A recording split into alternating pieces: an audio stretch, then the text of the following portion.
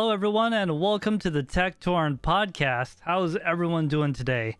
I am joined this week by a special guest, Vega Serpent X Tech. We'll see him in just a moment, and I'm also here with my lovely favorite intern, Andrew. All that here on the Tek Torrent Podcast. By the way, he is no longer an intern. I don't want to hurt his feelings. He's formerly an intern. All right, so before we begin, we got Serpent here as our special guest. First time we had a guest on the show all year. So, yeah, he's our first guest ever. So he has that special privilege. Before we begin here, I'm going to look at the chat, see who's here. So it looks like we got Golden Wolf, we got some Goblin Loser. How you guys doing? See other people are watching as well. If you are here, just say hello in chat. We'll give you a shout out if it's in the beginning. So on the podcast tonight, we got GTC 2022. More stuff that's not for you. Noble gases, Ukraine, and you. 350 watts? Nah. How about 600, baby? And of course, GPU pricing returning to normal. All that and more on this week's podcast. So for those of you that don't know, Serpent X Tech is a YouTuber. He's been on YouTube since 2012. He's been around for a long time, and it's he's been doing a lot of stuff. So he talks about tech reviews, teardowns, and of course that lovely fake online money that we all know and love. So Serpent, how are you doing today? I'm doing good. Yeah, the tech world is the world that I love and grew up in, and I had the privilege to grow up with that technology throughout my many years, tearing down Nintendo's, Sega Genesis. So I just continued the trend. Awesome. How are you? Is it? Go ahead. I was just asking, how are you doing? I'm doing all right, man. I just I've been busy with stuff, but yeah, I guess I could get right into it in a moment. So Serpent, I just want to say, since you're a guest on our channel, first time here and everything, I would say, what got you into technology? Like, what is your technological background?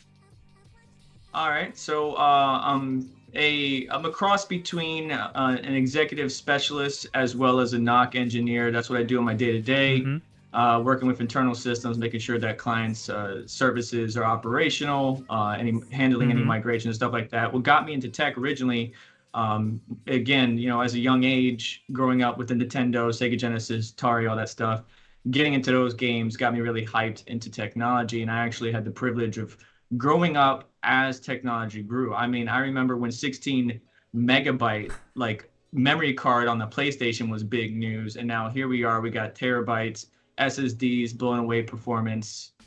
So it was definitely something that I kind of grew into, and then tinkering is the biggest thing for me. I love playing around, tearing down an object or a piece of hardware, identifying how it works, the VRM, the MOSFETs, memory controller, identifying all that and seeing how everything ticks.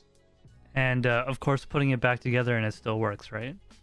Yeah, it's always a pleasure when it actually works. Yeah. Yeah, that's optional. It's optional. Hello to Tails. Hello to Magic Lucky. Thank you for joining us on the podcast. Oh crap! Episode 12. You're right. It's supposed to be 13. Sometimes mistakes happen. I thought this was 12. No.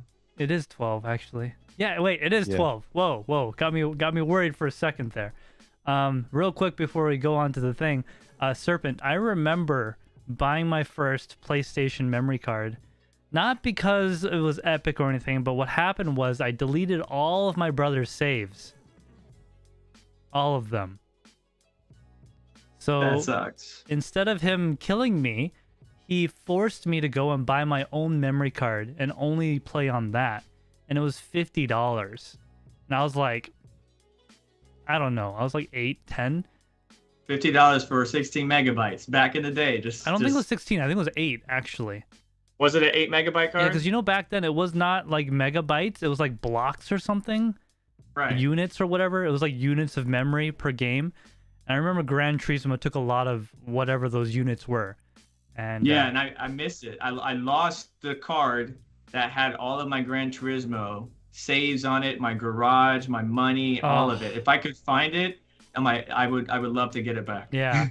Anyways, that's the only reason why I remember them, because it was $50, and for a little kid that was a lot of money. That's allowance money. Yeah, save that up after all those chores. That was like 1 year of allowances for me, man. I got paid like a quarter. All Yeah, right. I was spending that money like $70 on Pokemon Stadium for N64 Yeah. with that Game Boy adapter. Oh my God, with the slidey cards and everything. Yeah. Man, Man, those yeah, are that the was good old days. expensive for kids.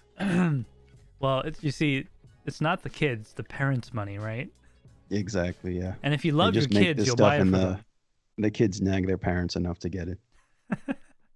All right, guys. So this week we got some stuff we're gonna go over, personal items. So for me, as you all know, I am in the process of moving. I'm actually going through the closing process on a house, and for those that you may be new, since we got some Vega here, I'm actually buying. My down payment is completely financed by cryptocurrency, 100%. So, Congrats. yeah, guys, keep getting into cryptocurrency and doing your thing because it's only going to give me more money. And I really appreciate it, guys. I do. Thank you for everyone that's watching that's donated to my cause.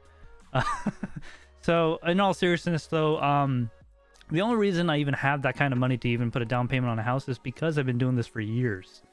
And that's the only way you're going to make money, guys. It's not a get-rich-quick scheme. Also, I've been looking at storage units. And man, the price disparity is just insane. Anyways, I've settled on a 30 by 10 storage unit. It's climate controlled, so that's kind of nice. It's also $200 something a month. I'm just like, man, I could like almost rent a small office for that and just put my stuff there. Yeah, but that's what's going on with me, guys. What's up, Vega? It's a lot of money. It is a lot of money, and the only reason I'm even considering it is they got a special where it's 50% off for the first 3 months. So, I mean, it's a nice new facility. The facility just got built 3 years ago. It's basically brand new. Everything's really modern, state of the art. Contactless entry and everything. You don't need to talk to anyone at the front desk. You just go in. I guess most storage Is it units- climate controlled? Climate controlled, 100%. Nice. Yeah, it's kept between 50 and 80 degrees. 80 in the summer is the Storage highest it'll go. units, storage units, however much it costs, is worth the money to simplify moving. Like the amount of stress for moving or trying to do like everything in like a weekend or whatever, Yeah, the amount 3 of time days. between closing dates is, being able to spread that out even to a week is just, it's so well worth the peace of mind you get from that. That's yeah. So like, just to be clear, guys, I got 2.5 months to move. So I am getting all the major things out that I don't need right away, and then that way, if depending on what, because there's a chance that this house deal may not go through, right? There's a chance I'll have to go rent somewhere else. That way, moving out's like a day instead of a panic over a weekend. Yeah. Right. But yeah, that's what's going on with me, guys. So it's going pretty good, but let me just take a look at chat real quick here, and we'll move on to the next people. Let's see. Magic Lucky says, on the hunt, Gran Turismo 1 on PS1 was bomb. Man, that was like, I never had a PS1. I went directly to PS2, but it was great. John Z, welcome to the live stream.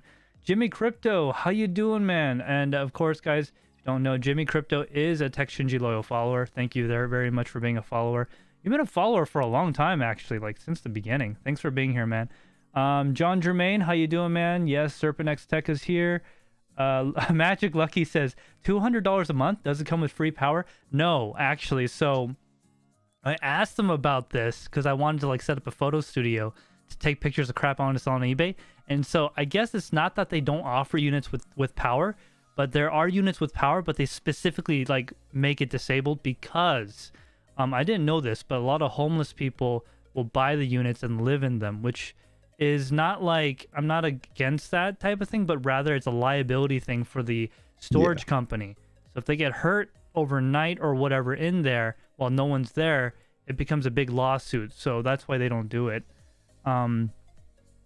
Yeah. Yes, Magic I knew Lucky. a guy. This will be my first. I knew a guy who rented out a storage unit that did have power.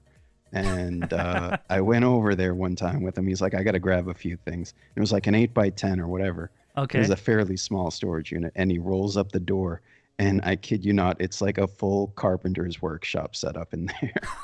It was just like a bench, like chop saws, like everything.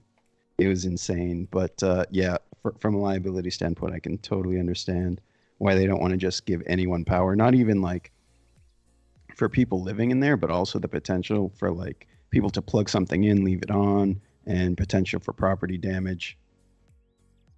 Yeah, and another thing is a lot of storage unit places, which now I know this now is if you look at the contract, there's very, very specific, like a whole paragraph of no I forget the exact words, but it's like no conductivity of business allowed on the premises. Yeah. So you can't use it to like go in and take pictures or what. You have to leave your stuff and go. You can't stay there and conduct business of any kind. You can't even do a Craigslist deal legally inside the storage unit. You're supposed to take it out and go somewhere else, right? Which is kind of interesting. Red Llama, how you doing, man? Welcome to the chat. All right, so that's enough about me, guys. Let's go on to Vega. So Vega, what you got going on in your life this week? What's going on with you? Well, I'm very busy, but similar to you. First off, as I mentioned before, congratulations to you and your property. Good luck in the move and everything. But the property that I'm in right now, I've been living in for a number of years, but I've only officially owned it for 2. Property values have skyrocketed where I'm at. Oh, you don't so say. I'm gonna take the opportunity to refinance, get some equity because I need to fix up the house. We need a roof. We had some severe storms here recently. So I just need to, square away the house, the roof, appliances, the wife wants a new kitchen. So I'm doing my best to fit all of that into the current budget because I'm not a big content creator, but I'm still growing, thankfully. And beyond that, we've got to work on cars. So with the current situation throughout the world, another thing that's going to be impacted is tires. So we need new tires on the car. Pricing on that's going up. So I'm getting the tires for our Dodge Journey. I'm getting the tires for the Camry. My other car, the weekend car, the Acura TL, is still good to go. But I'm just doing little things here and there to not only improve my physical investments, right? So everybody's got their S&P 500 and traditional stocks or whatever. Beyond that, they should be investing in themselves. Property, like you get a property, is a very good thing. But I'm going to invest in my property, my physical assets, so that way I can, prolong the longevity of them, give them extra life, or just help, make them a little bit more secure, a little bit more steady. I could drive a clapped out Honda Civic. That's fine. I'm perfectly okay with that. But my family, my wife, my kids are not going to be secure in that. So I'm going to make sure they're squared away. So that's what I'm going to be doing. Real quick before you continue, can you please describe in detail what a clapped out Honda Civic is? A clapped out Honda Civic is a Civic that's held together with zip ties, maybe some duct tape. The door doesn't quite latch right. You can't even lower the window. It's beat up. A lot of patina on it, or rust and deformation. Yeah.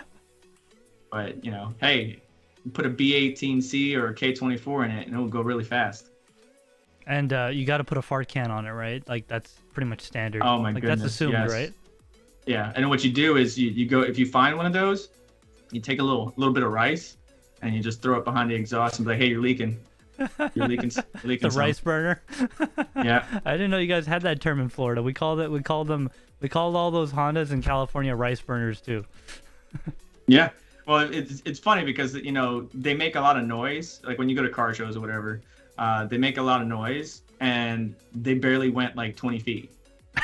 They make all that noise and made no distance whatsoever. But there are some fast Civics, don't get me wrong. Mm-hmm. I have a number of buddies that's got some pretty built Civics, but it's not a derogatory term against the Honda Civic because they're so reliable. It's just I wouldn't feel comfortable putting my wife in a car that I know is not secure. So I'm just gonna make sure she's good to go and make sure the house is good to go for longevity and kind of putting back into the investment of building that family wealth, so to speak. That's awesome, man. Well, I'm glad that's going good for you. I guess, how big is your house? Like, do you know how much square footage it is? Yeah, it's about 14, almost 1,500 square feet. Okay. Got a pond in the back, so it's really beautiful. Like you could just sit out there on the sunset and ducks and herons and all kinds of wild creatures, turtles, hang out in the back porch.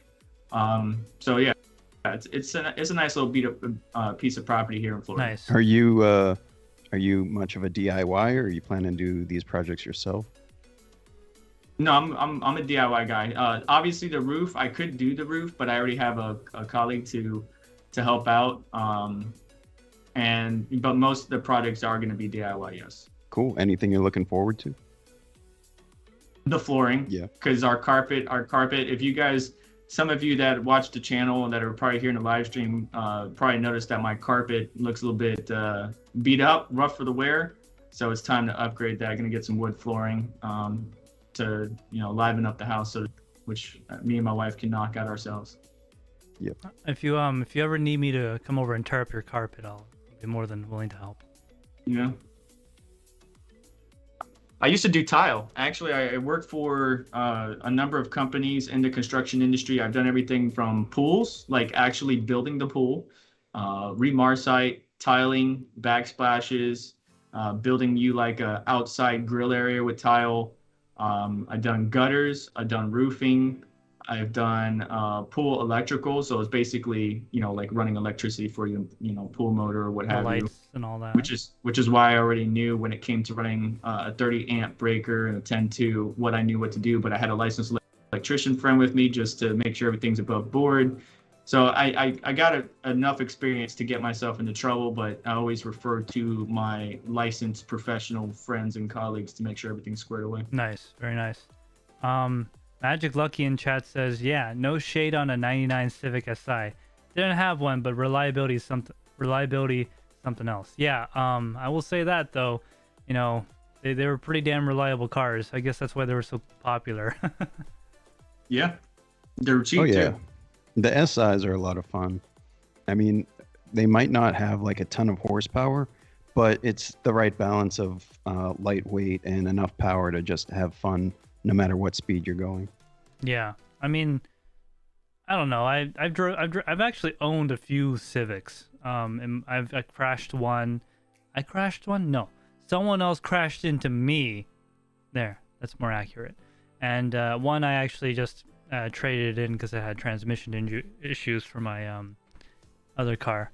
But yeah, they're pretty nice. I don't mind them. I don't think I'd probably buy one again because I've kind of drank the electric car Kool-Aid. And say what you will about politics or whatever, if you ever get an electric vehicle and you hit that accelerator, it's an experience like no other. I'll just say that much. Don't bag them, diss them until you've gotten in a Tesla and you floored it.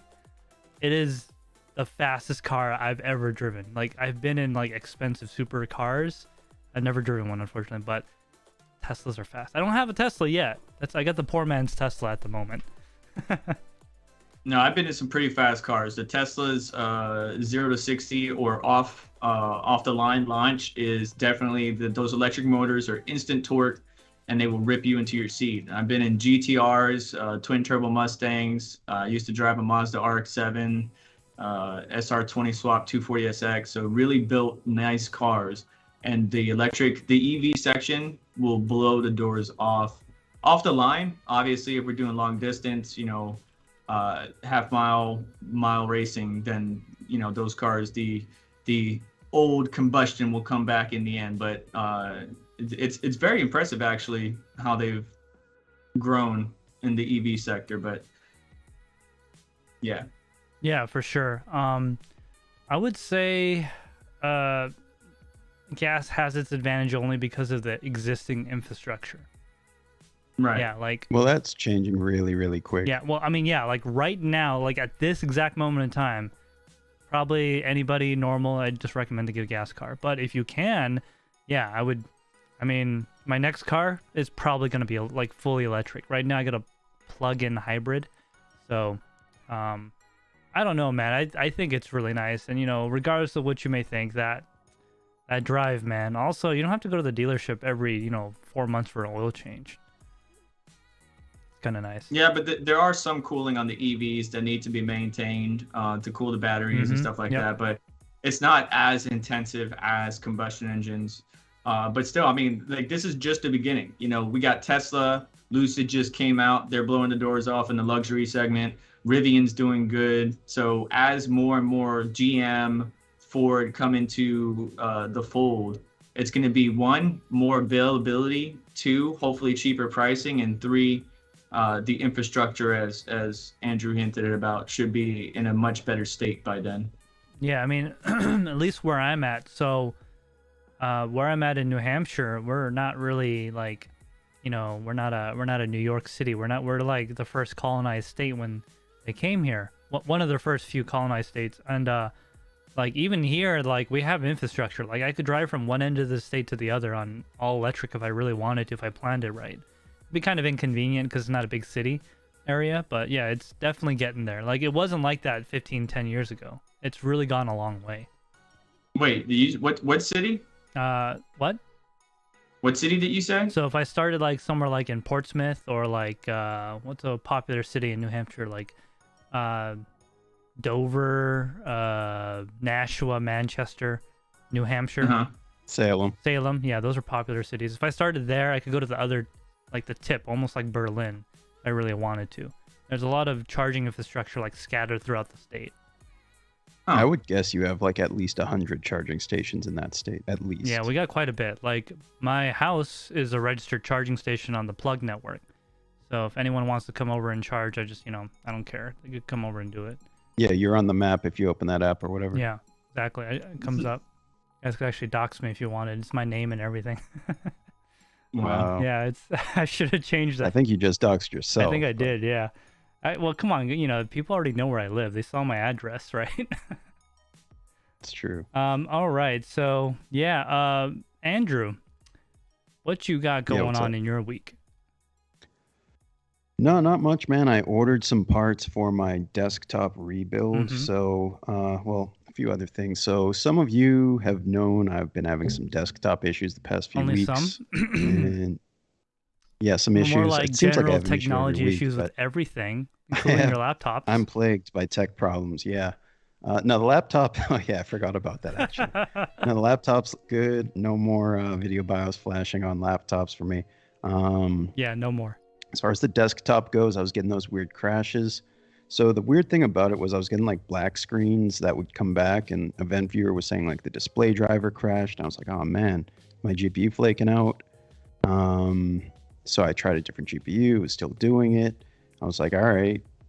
And this all happened like when I had put in some new hardware and I had just done an SSD firmware update. And I was like, what is going on? Let me try the SSD in another system. So I have a test bench for mostly just testing out GPUs, but it's a full system. So I was able to mostly isolate the issue and put all the parts on the test bench one at a time. And it turns out it was one stick of memory that was causing this issue. And it didn't matter like where I put it, like in terms of DIMM placement. It didn't matter if I was running 4 sticks or 1. The issue was sort of like you'd boot up Windows, you'd get a black screen crash, and the video driver would recover. And for me, this was a really weird issue because it like passed 8 passes a mem test, no problem. But it was, the problem followed this single stick of memory. So whatever, I'm in the process of RMAing it. I shipped it out today, actually. So Nice. 32 gig stick, and part of a 128 gig kit. So yeah, I'm sorry. What was the manufacturer or model of the memory you had? it's a company called Nemix, Nemix. I guess they're more catering to like ECC memory, but I'm particularly not running ECC. It's just a desktop lineup, 4 times 32 gig kit, 3200 megahertz. And did you do that just to have the most capacity? No, I did it because it was it runs 3200 megahertz out of the box somehow. It's not an XMP or DOCP profile, and so it just boots up at 3200, and it runs at 1.2 volts instead of like the 1.35. That's pretty standard.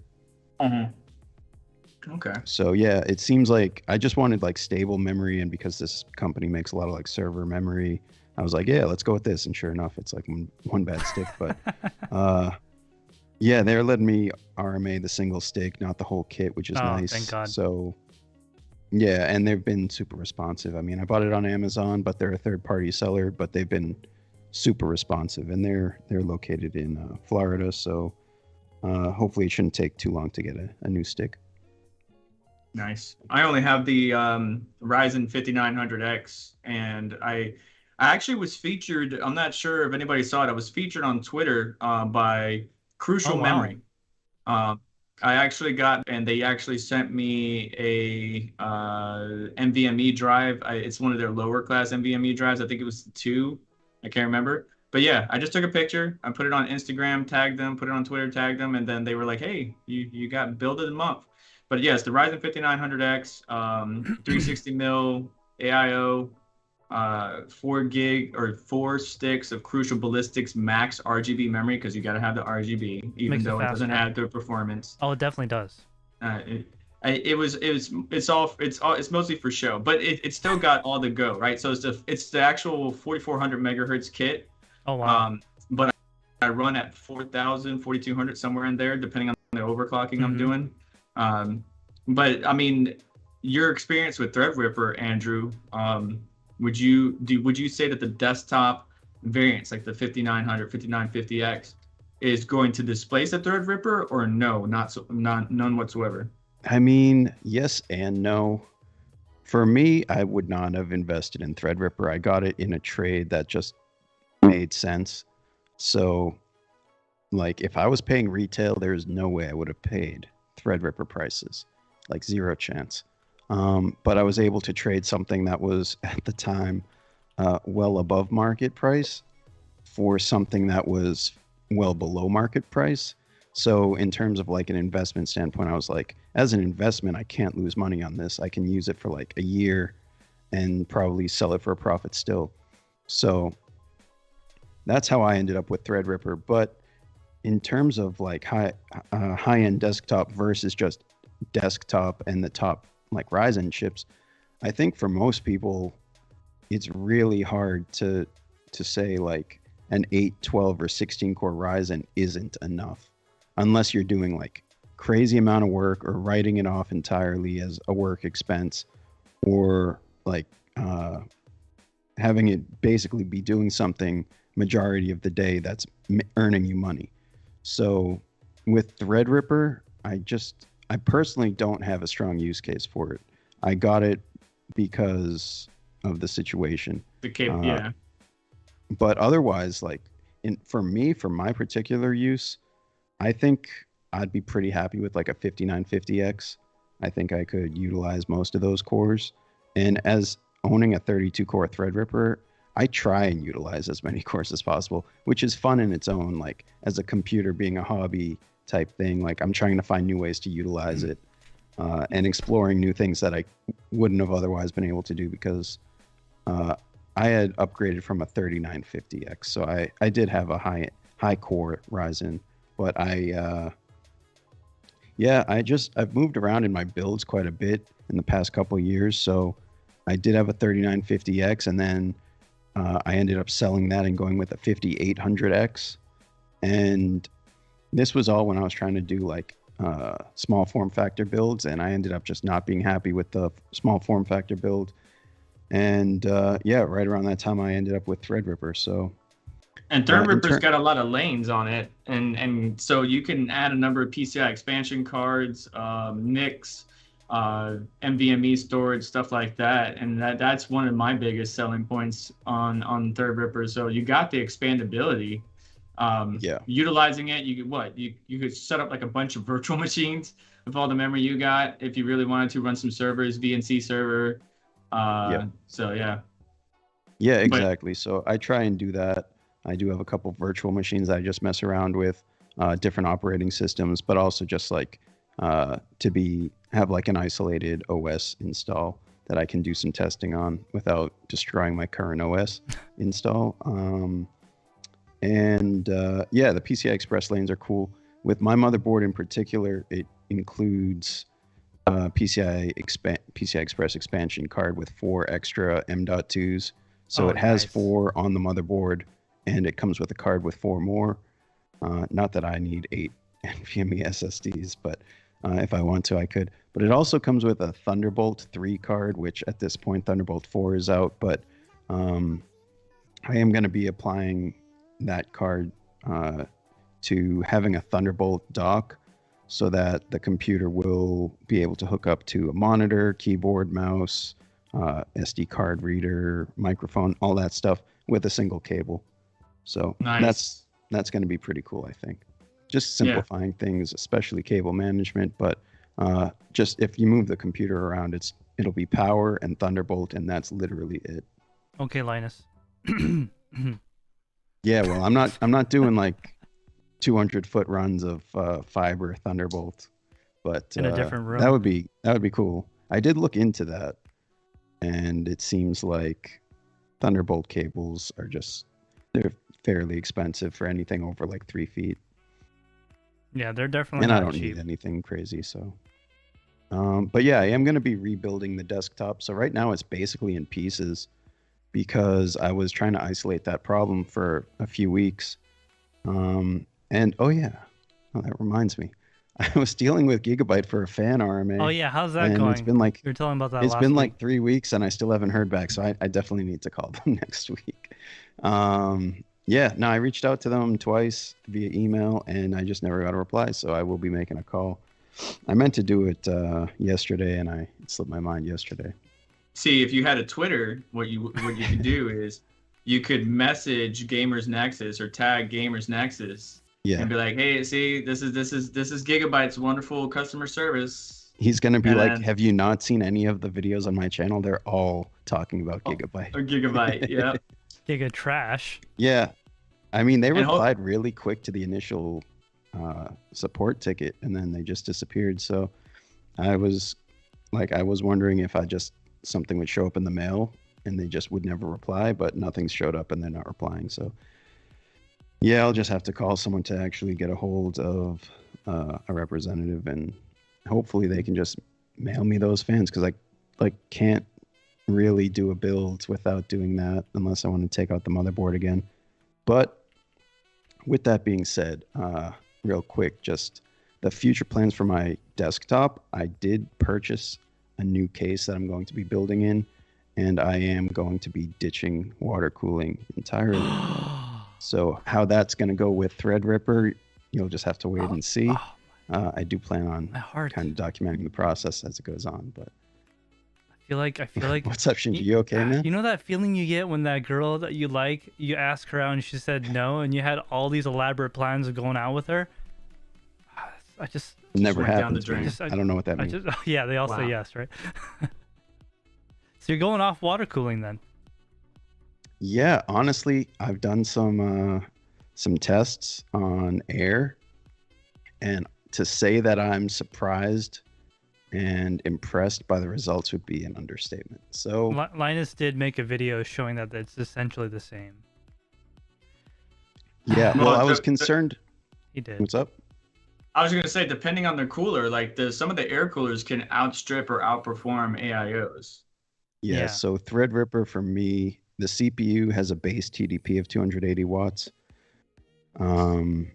And if I set like all the stuff in BIOS to do like motherboard limits instead of 280 watt limits, it does something like 375.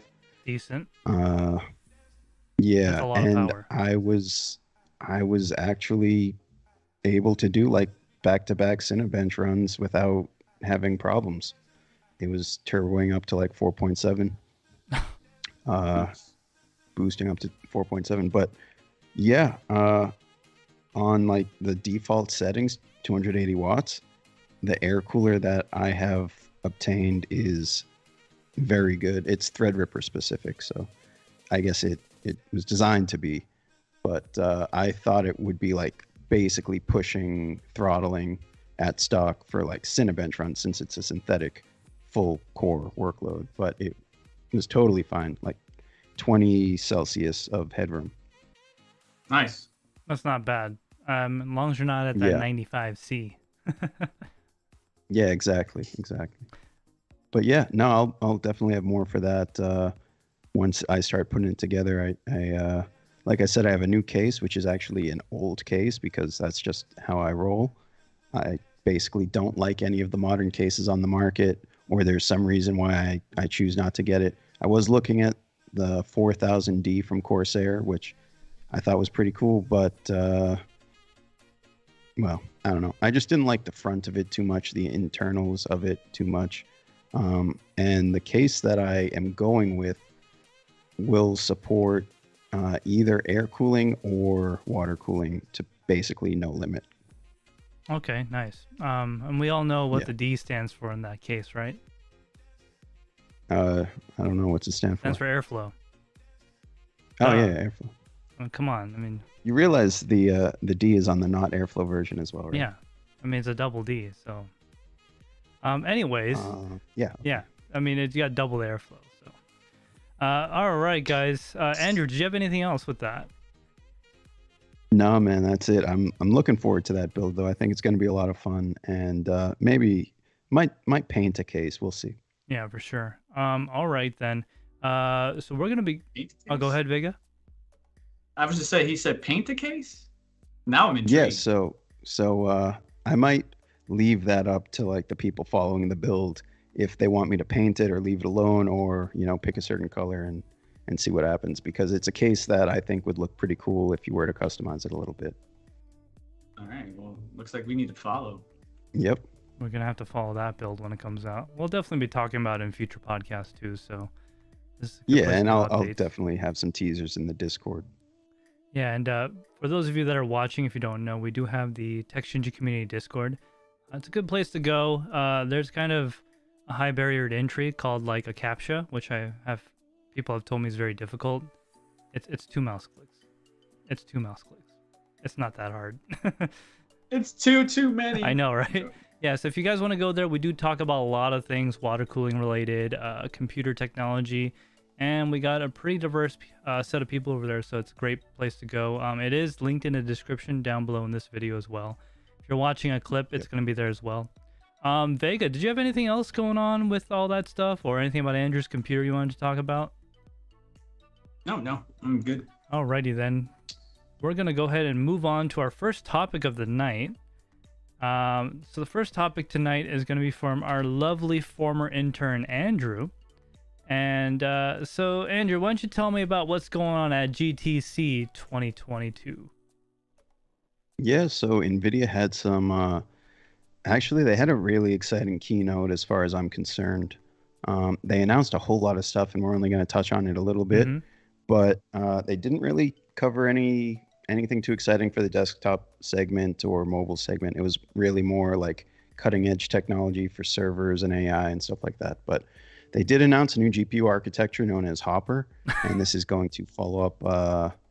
Sorry, what's sorry, that? just Hopper. Right. It just kind of reminded me of like, wow, we're making so much money. We don't have to pay for any marketing anymore. We can just call whatever the heck we want. Yeah, they could. I mean, maybe it has some significance. I really don't know. No, I think their probably naming stands for scheme, their something. code names usually do have some significance. But this new architecture consists of over 80 billion transistors. It's going to be built on TSMC's 4N process, and it is going to contain over 2.5 times the number of CUDA cores of the Ampere-based A100 GPU. Wow. And of course, being the time frame, it will be on PCIe Gen 5. So yeah, this is a big leap forward over Ampere, it seems like. CUDA cores can't really be compared generation to generation because there's usually some significant changes. So the number alone, it probably gives us some indicator of the performance capabilities, but it's not like a guarantee that it's 2.5 times the number of cores means 2.5 times more performance. And just to reiterate, this is like high-end server and AI-based computing. So this isn't like the desktop GPU based on this is going to be 2.5 times as many cores. Not necessarily. This is really just at the very tip of the iceberg what NVIDIA is doing, the highest end hardware that they're working on right now. So that's the new GPU architecture. And in addition to Hopper, NVIDIA is also set to release an ARM-based CPU codenamed Grace. And they've talked about this in the past year or so, featuring 72 cores. But they added to that saying that it is going to be an MXM or multi-chip package and doubling the core count to 144 cores in full. So these are also aimed at AI computing in NVIDIA's DGX supercomputers, supporting LP DDR5X memory. And with this new hardware, NVIDIA aims to take aim at market share in the AI and metaverse focused future. So both of these technologies are probably not something you're going to see in the hands of like a consumer, but really just like large scale computing for the near future at least. So, all this technology will end up trickling down, and that GPU architecture will probably end up seeing in a mainstream form. But in any event, it seems like NVIDIA is really strong into AI right now. And I wouldn't be surprised if like the projects they're working on and the future architectures have AI assisting in developing those. Yeah, I mean, it's really interesting that, so the acquisition of ARM failed with NVIDIA, right? So NVIDIA's like, yeah, you know what? We don't need them anyway. We'll just make our own. Yeah, I mean, basically, yeah. Yeah, I'm that really was just formality. We had our own plans anyway.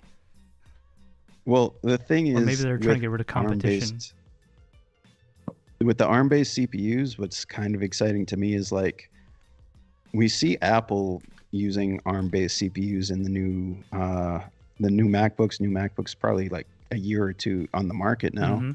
But they've just announced like that it's also multi-chip capable, and the new Mac Studio desktop is going to have this crazy processor and be crazy powerful and energy efficient. So it's really cool if NVIDIA is going to be working on something like that they can market against Apple for maybe not Mac-based desktops, but for someone else that's using either Linux or Windows. I think that would be really cool because I'm sure if anyone can make super efficient ARM-based processors that are super powerful, it's going to be NVIDIA. Yeah, for sure. I mean, they've been doing this a long time, and they've obviously really got a lot of engineering when it comes to chip architecture, especially on chips with hundreds of cores, which is what a GPU is. So right. that's kind of seems like the way the world's going these days. It doesn't really seem like we're going to monolithic cores anymore. We're kind of going in chiplets and stuff like that. I mean, it makes sense. Manufacturing costs are a lot less, so that's what usually drives things: price and performance, value. But it'll be interesting since we can't really get any of this stuff for like a couple of years at least, because what eventually hits the server market always ends up coming to us eventually. Yeah, I think. Oh, I'm sorry. Go ahead. Vega. No. Finish what you're going to say, Andrew. I was just going to say, I think Apple's M1 chips are taking a lot of market share kind of slowly, but once that becomes clear that they're on like this trajectory of just taking over a lot of desktop and laptop based systems, that I think that will probably be right around the time NVIDIA's like, oh yeah, by the way, here's this that we're also marketing towards like general users and studios. And given that Apple has sort of established a price point of several $1,000s and people seem to say, yeah, that's totally fine, NVIDIA can totally be like, all right, we'll match that price and give you more performance. So here you go. Yeah, exactly. And it's I don't know, man. It's kind of like the perfect. I'll talk about this later at the last topic of the podcast, but it's basically the perfect storm that's caused the prices to go up. All right, yeah, go ahead, Vega.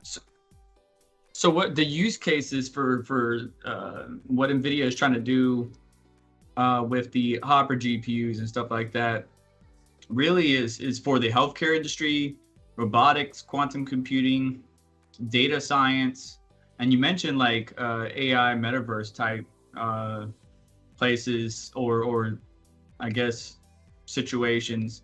It's really impressive how far they have come. Like looking at, we're on HBM3 now. We're on HBM3 now. That's what they're saying. Weren't we just on HBM2 and 2E, and now we're on 3? Yeah. Man, things are moving fast.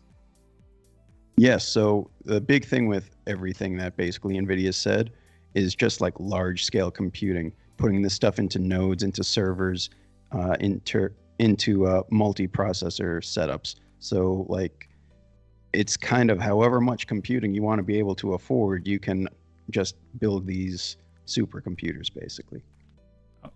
And they could be customized. So, what our ITX build would be for the at-home individual we could have an ITX built for a hospital, but it's basically this mini supercomputer to be able to handle whatever instructions, data sets, whatever they may have. Now, the NVIDIA H100 has a 700 watt TDP in that one package.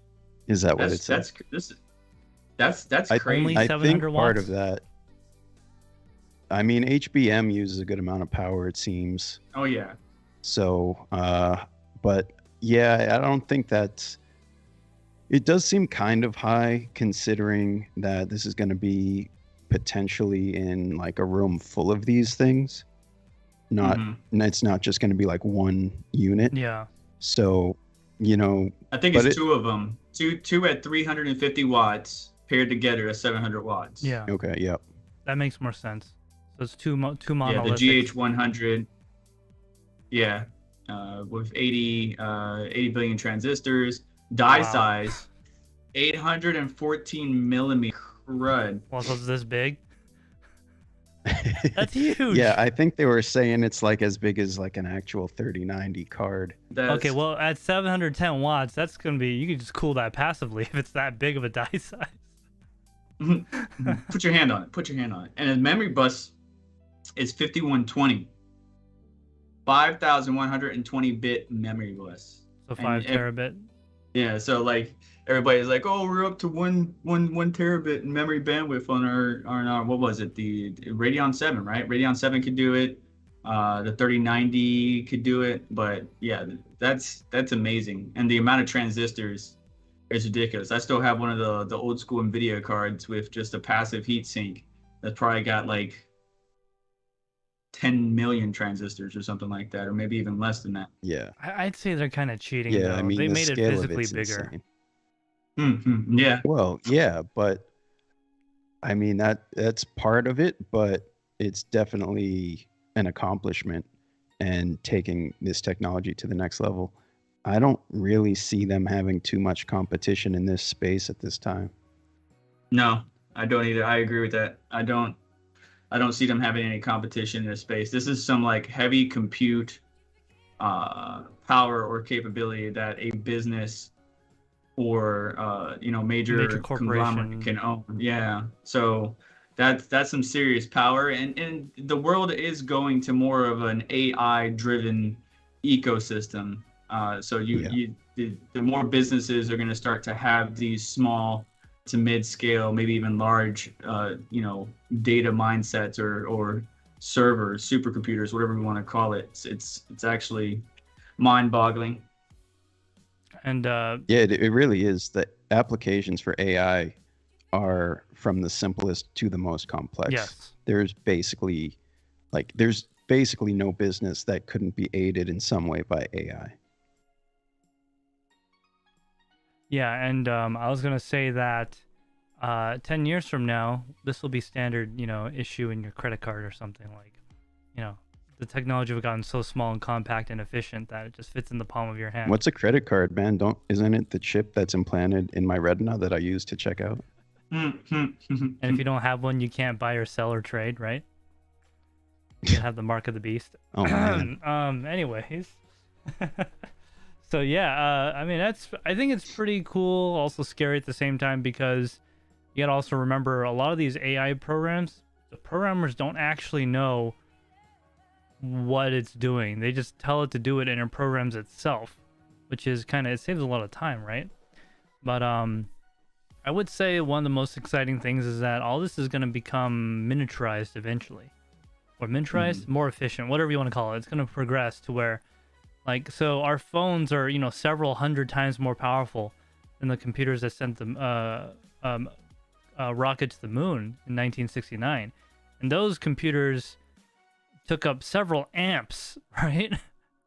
Our phones take up mere watts, and it's several hundred times more. So if you think about that in only 50, 60, 70 years, imagine what's going to happen in the next 50, 60, 70 years.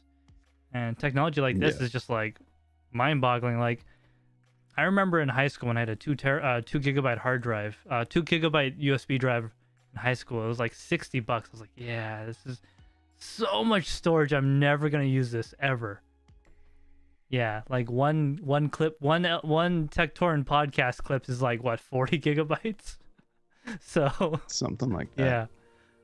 Yeah. So that's pretty cool stuff, man.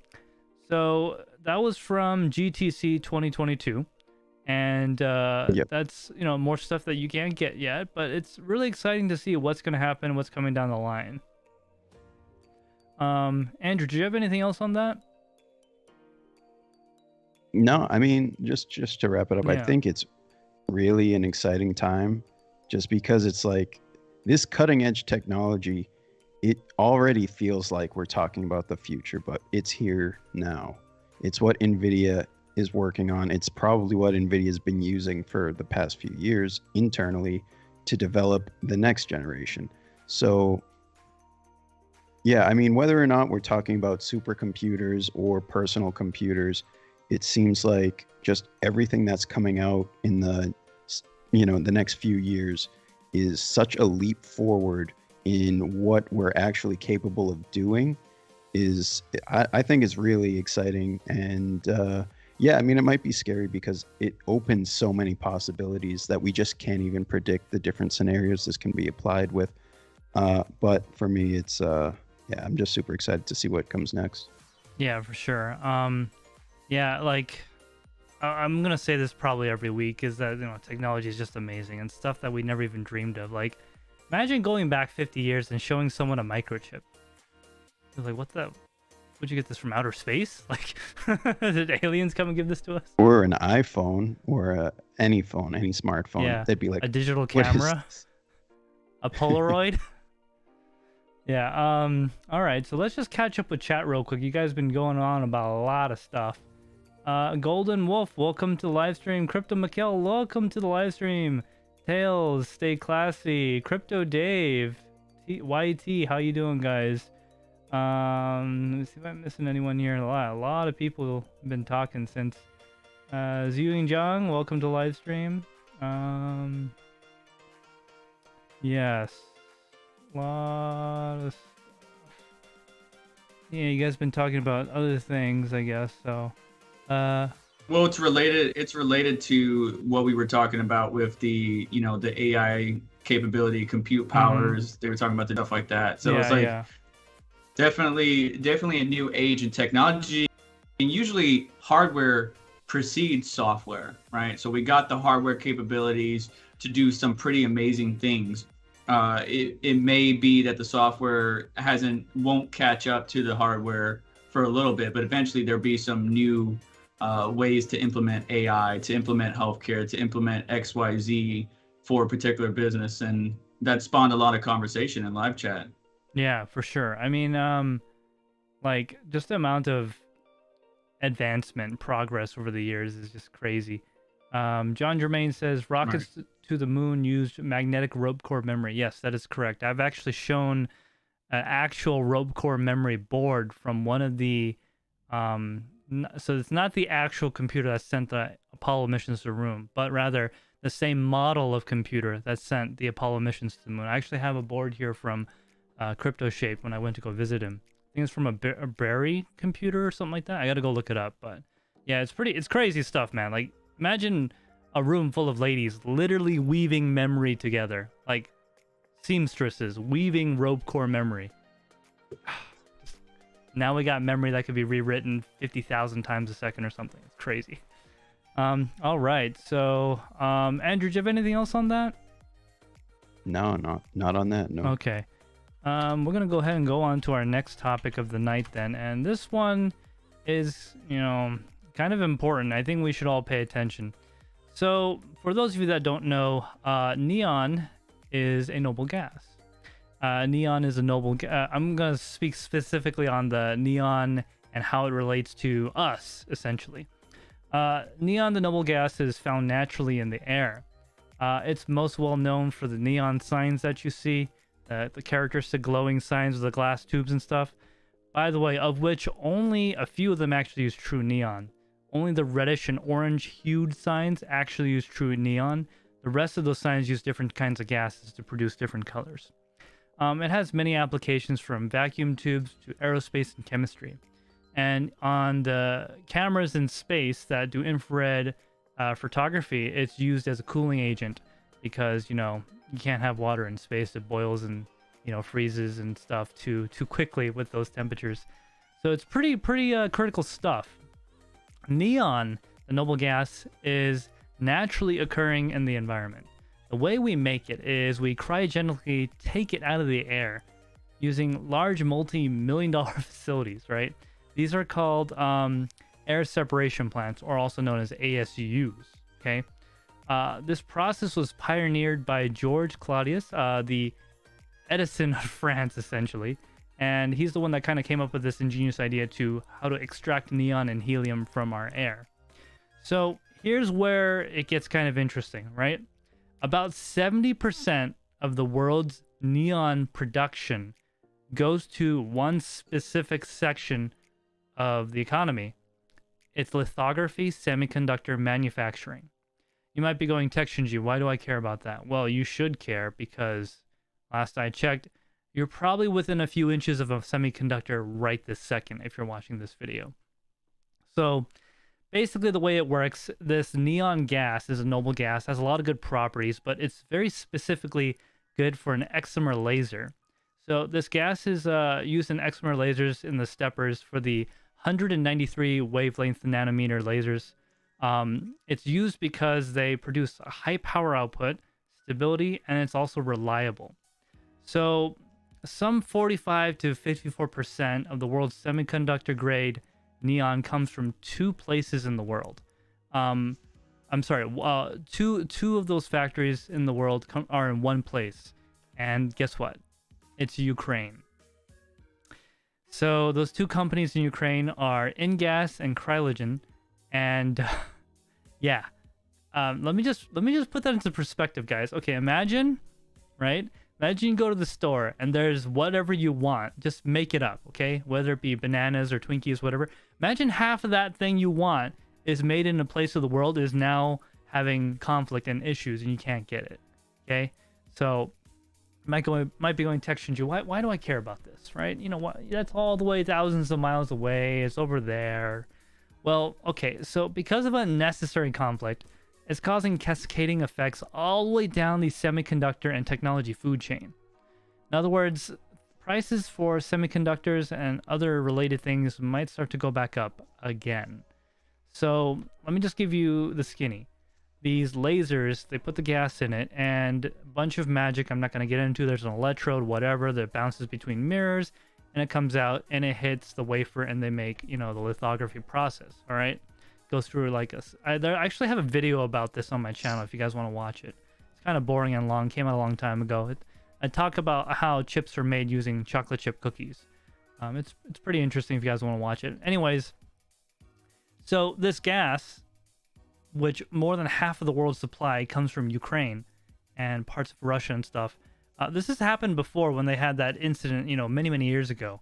And in response to that, a lot of these companies that use these technologies have made recycling systems, made the lasers more efficient without reducing any performance and all this other stuff. But remember, what's also happened in the last couple of years? Yeah, demand for technology has freaking gone higher than it ever has been. Okay, so this might be causing a lot of issues for us. Not immediately, we'll probably be fine for a little bit, but this is what's scary. When you affect things this high up in the food chain, when it finally does get down to us, it's going to be bad, right? It's not like, I don't know, the Micro Center burnt down. It's like the CEO of Micro Center no longer exists, if that makes any sense. Like, it's not going to put the stores out of business right away, but it's going to cause issues. So this is all happening right now. You can look it up. It's kind of scary because this could potentially lead to shortages in not just semiconductors, but healthcare equipment, right? Critical infrastructure systems, and things to do with space and aerospace. And I don't know, guys, it kind of scares me, but I don't think a lot of people realize the gravity of the situation. And it's just something I want to bring up to you guys and, you know, give you guys a little history of the noble gas that we all love and breathe. So, Andrew, go ahead, Vega. Unfortunately, nobody will understand the impacts until it actually impacts Yeah. them. Yeah, I mean, that's the thing. It's kind of like a tsunami, right? It happens so far away. And like when it's way out in the ocean, no one really sees it, right? It's like inches high. But when it gets to the shore, it hits and it hits hard and it's 50, 20 feet high. That's what I'm saying. Like it's starting far away, way away from us. But when it gets to us, it's going to hit hard. And it's already like the price of neon per liter was like $3 before all this happened. Now it's like $9, $12 per liter.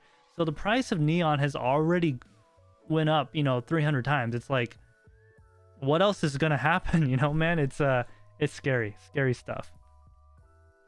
Andrew, do you have anything about this neon stuff? I mean, it's sort of like the whole thing. Anything that's a limited resource that is in use will eventually become problematic that we're so reliant on it. Yeah. So this is really not any different. It does.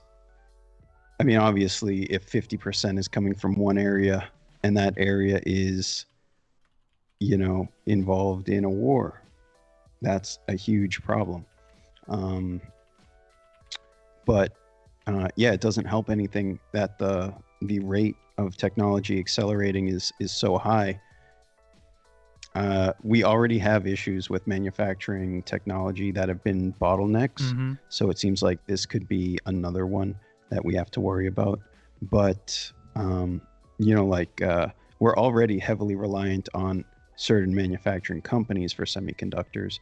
Now even with that, now we have the issue that maybe these companies aren't able to get the supplies they need to even make the semiconductors, let alone the bottleneck of the semiconductor company only being able to work on so many things at once. Exactly. I mean, TSMC, right? So what happened, this is very oversimplification of what happened over the last 3 years, is like, human malware started, and then everyone's like, cancel order. We don't know what's going on, cancel our orders. TMC's like, okay, so you sure you want to cancel? Yeah, go ahead, cancel it. We're not going to need it. You sure? No, yeah, cancel. We don't need it. Okay. Well, guess what? TSMC is not going to just sit there and do nothing. They're going to go get orders from somewhere else and make, baby shark toys or whatever. Like, they're going to get their orders somewhere else. So then guess what happened? A mere, 6 months later, 3 months later? Oh, we need double than what we had before. We need it right now. You already canceled your order. It's going to take years for us to get back up to what you want. So that's part of the reason why we're in this fiasco right now. Now, again, that's an oversimplification. There's a lot more complicated than that. And there's a lot more stuff to it. You can go look it up if you want. It's a long read. Yeah. I'll tell you that. It's several hundred pages of stuff. The thing you need to remember is we're not just talking about computers and phones. Talking about pretty much everything that you touch on a daily basis is somehow connected to semiconductors, whether it's toys or medical equipment or the car you drive to work. Everything is heavily reliant on this, and when you choke the supply of something that's essential for the production of semiconductors, then you're going to feel that the next time you go and buy not just a computer, the next time you go and buy a car, or it's going to affect the companies that rely on these things that you shop at. It's going to just affect all these different aspects of life that you might not think, oh, that's no big deal if I can't get a new iPhone next year. It's really not that. It's everything. Oh, it's no big deal. I can't get an X-ray because they don't have enough neon gas to make that chip that goes in it. So I gotta wait 2 more weeks. Oh wait, I'm dead. No, they can do it. It's just now your insurance rate is so high because that machine tripled in price. Yeah. It's some people might say this is just part of the supply chain or whatever. It is. Yes, you're right. But this is a critical component to the process that's going to cause cascade wave effects, in my opinion. I've just been watching like certain aspects of the supply chain that are critical. Like, for example, there's a fire at TSMC. Well, they'll eventually recover, right? Okay.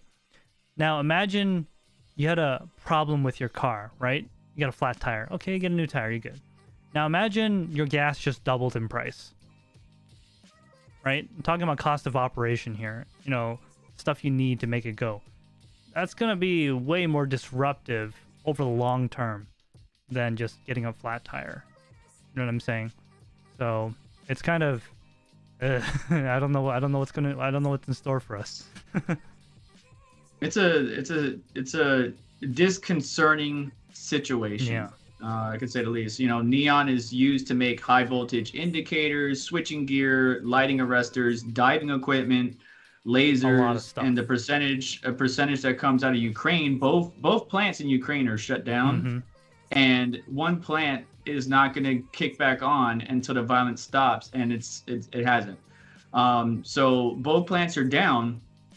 And really, what we're operating off of right now is any stock reserve that these major chip makers may have already had, as well as some smaller corporations in China, which has caused the increase in prices. But even that won't last forever. These stockpiles that these companies have, these major semiconductors have, is only ideal for 2 to 3 months. And we're now going on, what, 1 month plus? Yeah. And on top of that, it's only semiconductor grade neon of high purity. Not all of it's that high. Yeah, it has to be a certain purity. Yeah. Like 99.9 whatever percent. It's high. Yeah, I mean, don't worry, guys. The next Fast and the Furious movie, they're going to be hijacking neon trucks. Trucks full of neon. I mean, it is the 5th most abundant element in the universe. The thing is the multi-million-dollar facilities to extract it is a different story. Yeah, there's only a few of those in the world, and you know, quite frankly, that's the economy, that's the free market, that's what we as consumers has said what we wanted. And now we have disruptions like this. Hopefully it makes we learn our lesson, we make it more resilient. But you know, just like with masks and stuff, as soon as they started coming back from a certain place in the world like China, guess what? All the US companies stopped making, well, they didn't stop making, but a lot of them kind of reduce their output, because us as consumers, what do we want? Cheap, cheap, cheap. Let's get the lowest price one. Think with our wallets. So, yeah, I don't want to keep droning on about that because it's just one noble gas, but just want to bring that up and bring it to you guys' attention about how this could cause cascading effects to other parts of the economy. No, sir. All right, so Andrew, do you have anything else on that? No, you want to take a break to check in on the chat? Yeah, we haven't checked chat in a little bit now. All right, Andrew or Vega, do you want to actually look at chat real quick? I need to check something.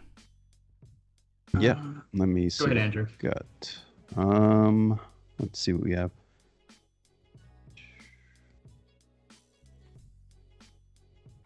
John Germain says tritium, heavy vaporized water illuminates. What is it? Tritium. Tritium? Well, I don't know what tritium illuminates is. Those greenish yellow fluorescent signs. I think it's cadmium sulfide that glows in tritium. Your watch does too. Okay. Oh yeah, the dials. Good stuff. Magic Lucky says, so maybe 3080s are going back to $2,500 each. Oof. Let's see. Magic Lucky says, if you zoom out even further, the neon shortage is not a unique thing. In fact, manufacturing in general often relies on supply chains of lots of raw materials that only come from one or two sources. Yeah, I mean, it is sort of the foundational problem that we have, that everything that we rely on depends on, like, you know, one or two failure points is enough to just ruin everything.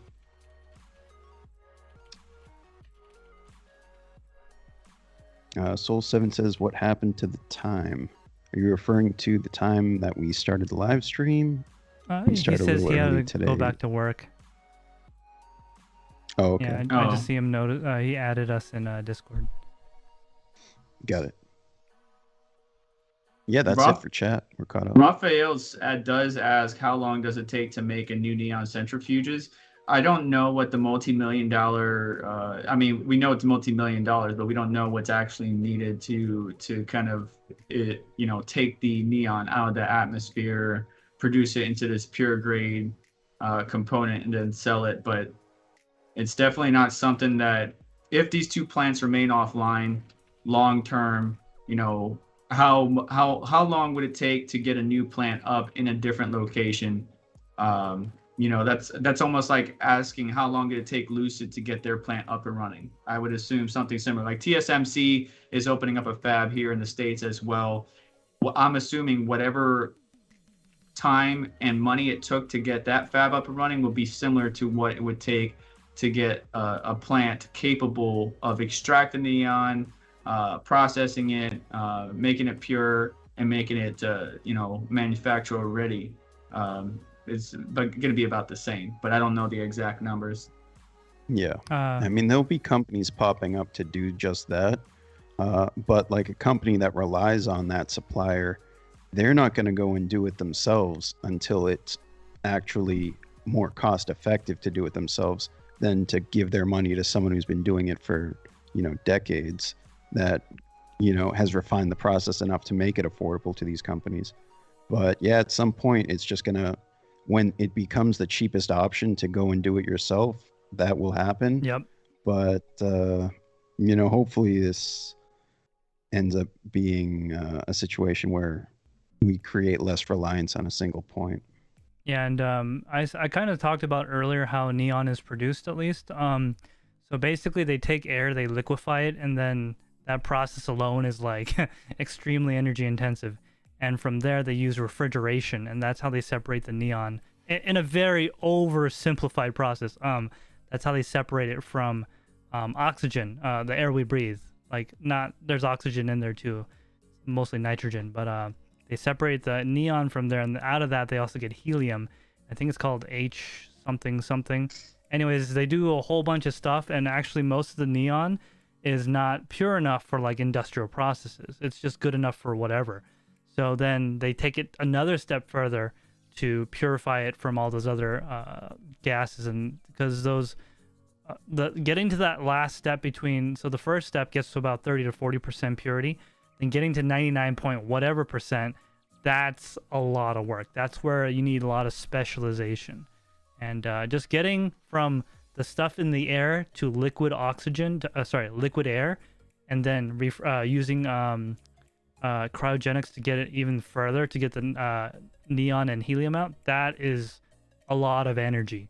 And the machines to make this stuff is very, like, not, you don't just go to your freaking Amazon and buy one, you know? It's like, these type of machines are like companies, you can't even call them. You have to have like a no. You got like, you know, it's like for example, like where I work at, there are CNC machines you can't just buy. You actually have to get vetted by the government to make sure you're not gonna make nuclear bombs with it. So it's those type of machines, like kind of like the one Gamers Nexus has, not the air machine, but the fan tester. You can't just go buy that. You got to know somebody, and it's one of those type of situations. If you guys want to have a problem sleeping at night, look up how many manufacturers of transformers we have in the United States, and look up what would happen if we had a solar flare. Just saying, you'll never go to sleep. You know, I was just not learning about that. I knew about it, but I was just listening about that. We had some solar flares in the past that were pretty powerful. Basically, one happened way back in the day that what it did is it disrupted the telecommunications, which was the telephone basically. Yeah. And then we had one a little bit wasn't as powerful, but more recently. And what it did is it caused a number of issues power-wise with power plants. Everybody's beeper went off, if anybody knows what a beeper is. But we haven't had one at the scale that we're due, the 11-year cycle and stuff like that. So that stuff, that scientific exploration is very interesting to me. But yes, if we had a very powerful solar flare, that could impact the energy grid, especially if it's not a strong energy grid, considering the US only has 3 main lines, Eastern, Mid, Western. Yeah, we definitely need to beef up our infrastructure. Yeah. I don't want to go too deeply into it because that's not what we're talking about tonight, but it's pretty scary stuff. I mean, there's a lot of stuff about, well, the world's going to end if you do this. Yeah, but the thing is, it hasn't happened yet. So it's not really any threat for people to change. All right, guys. So I think we caught up with chat then, right? Magic Lucky says, Purification is basically fighting against entropy. The more pure you need it, the more energy required. You got it, Shinji. Yeah, so I didn't want to get too deeply into it because, one, I don't know that much about it, and I'm not that smart. And it's also very complicated stuff. Big transformers take years to build. Yes, John Germain, they do. All right. So we will move on to our next topic. Andrew and Vega, you good on that? Mm-hmm. Yeah. Okay, so our next topic is actually going to be from our guest today, Vega. So why don't you tell us about what's going on in the world of GPUs and their power? So I'm sure it's not new to anybody that the current GPUs that we have out there are becoming more and more power hungry and more, the cooling that you would need to cool these GPU dies, and especially the memory is growing, right? The cold plate from way back in the day, the cold plate, which would contact the memory modules and the GPU dies, have gone from just these passive coolers that you could just put on and the GPU would stay cool to these monstrous things, right? So we got a monster type heatsink, and then we have to have a decent fan shroud. 9 times out of 10, it would be a triple fan cooler. There are dual fans and single fan coolers, but those are all more on the low end side. But as these GPUs are getting bigger and bigger, the cooling requirements are getting bigger and bigger. Right now in front of me is a caliper. This caliper is the average width of a GPU. That's about 55 millimeters or 2.1 inches, 2.2 inches. Basically, a 3-slot design type card, right? So you got the main I/O on the back side or the back plate of the card that slots into your motherboard or your chassis, and that steel bit takes up 2 slots. But then the 3rd slot is really being covered by the actual fan shroud, the GPU shroud itself. We're talking in the future, considering what Andrew talked about earlier and what we know about with the 3090 Ti, being a GPU that can be rated up to 450 watts. These are rumors right now, and we're still waiting for the launch, which, by the way, when is the launch? Anybody 29. know when the launch is? Isn't it? Allegedly. Yeah, so we got 3 days to launch, right? Allegedly. For the 3090 Ti. No, the 3090 Ti. And you got it right. You got it right. The rumors have it at 450 watts. Some rumors said 300 watts, but 450 seems right, because if we look back at various tech tubers, they were able to push these cards up to 480, 450 watts easily, right? With certain overclocks, some tuning and stuff like that, they're pushed these cards really far. They're getting at the limits of what those heat sinks are even capable to do. Now we're about to venture into this new power supply requirement with the PCIe 5.0, stuff like that, where we're going to have the 12 pin, the ATX 3.0 standard with the ATX 12 pin or 12 volt VO, which is basically what we've seen on the Founders Edition, right? We got the 12 pin, connector. Those connectors are rated up to 600 watts. Only? Okay. What if our GPUs get to that point of where we're doing 500, 550, close to 600 watts? What is the cooling mechanism going to be on those GPUs? Now, I understand as process improvements, the die shrinks and all that good stuff, that might help in mitigating some of that heat. But, if we're already at 55 millimeters and triple slot design, we might have 4 actual PCIe slots being taken up on your case. So there's no room for maybe a NIC, NVMe, a U.2 drive, stuff like that, because the power standard is increasing. PCIe 5.0 is going to be more efficient. It's going to have better bandwidth, more throughput. But the ATX 3.0 standard, while it's simplifying the wiring where we don't need all this crazy wiring anymore, it's going to open a door for these GPU manufacturers to really build these monstrous GPUs that not only need to fit in a standard mid-sized tower case, but needs to have sufficient cooling for the memory modules and the DIMMs. Like, I'm not even sure what HBM3, how the thermals are on that as far as memory. But if we're at GDDR6 and most of our memory modules, gamers, compute workloads, doesn't matter. Most of our memory modules, especially in 3000 series, are running really warm. and everybody's having to, replace thermal pads, maybe get better thermal pads, do various mods to it to try to keep those GPUs under control. Can you imagine what's going to happen when the new standard rolls out? These GPUs are taking up more surface area and having to dissipate 500 plus watts of heat. I think hybrid GPUs might become standard at that wattage. There's just no way you're gonna fit enough cooling in even 4 slots. Yeah, there's just no way. I don't think so. You can't. It's already hard enough to dissipate 400 watts in three slots of space, right? I would say, yeah. So I would say like 450 is the limit. As soon as you get up to like 600, I'd say you're gonna have to go hybrid. Right. Well, with the 3090 Ti at 450 watts, if we calculate that, we get 75 through the PCIe slide, and it looks like dual 8-pin is going to be at the limits. Like you wouldn't be able to run these cards, these newer cards, 4000 series, whatever, at dual 8-pin.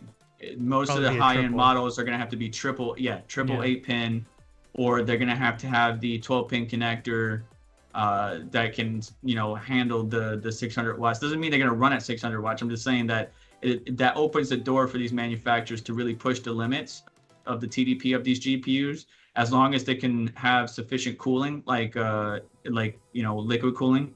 Then those GPUs are definitely going to be power hungry.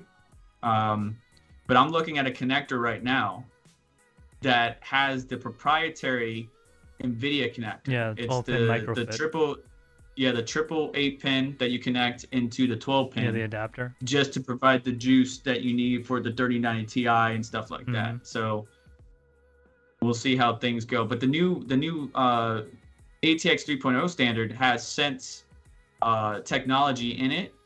And I really enjoy looking into the actual hardware specifications, the pinouts, what's ground, what's open, the actual boot up power requirements, the maximum sustained power requirements.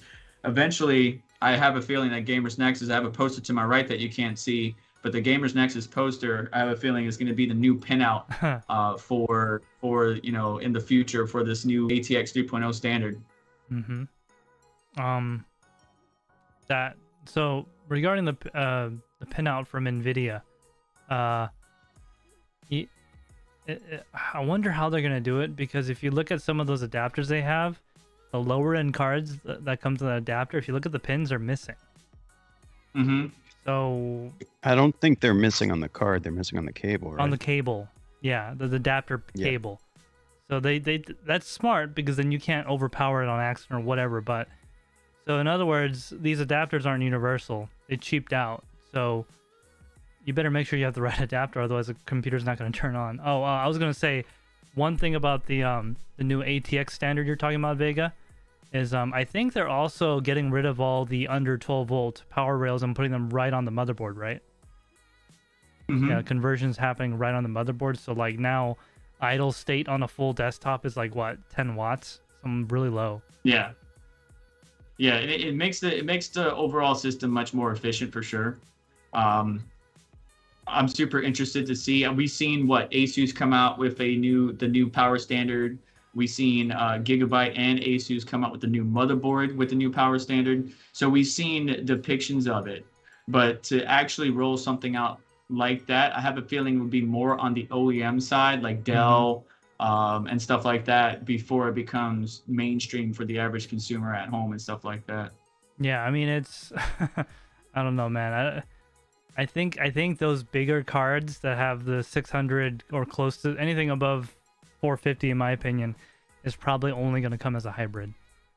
I think that's what's going to happen. Well, you also need to think that, that's the spec of the cable and the connector, but they want to leave some headroom. So like if you get a 450 watt TDP card, but it has a power limit that you can set in Afterburner to like 110 to take it up to 5, you're still under that threshold.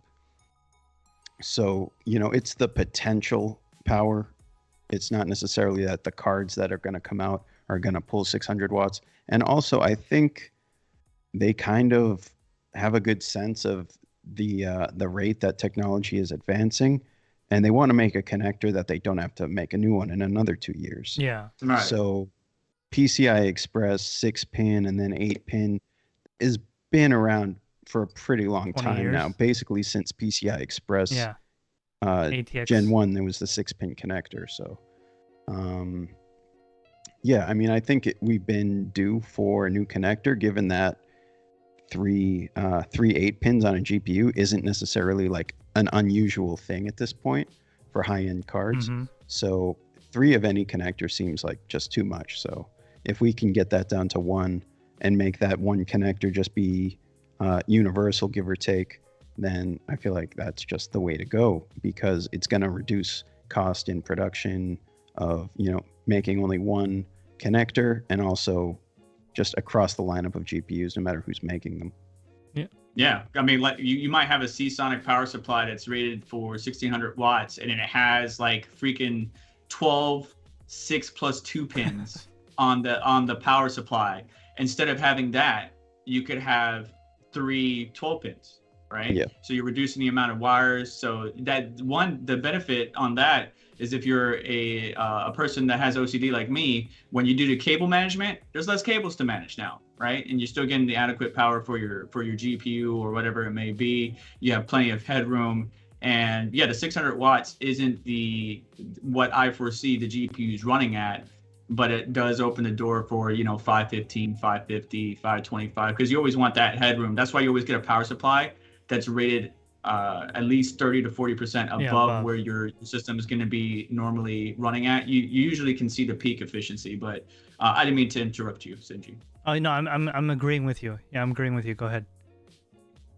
Yeah, so just the sense technology that's built into these 12 pins. The good thing about that, kind of aligning with what Andrew's saying, is these power supplies will have the 12-pin connectors, maybe 2, maybe 3. Maybe just 1, depending on the range, or model you get, 450 all the way up to 1,000+ watts.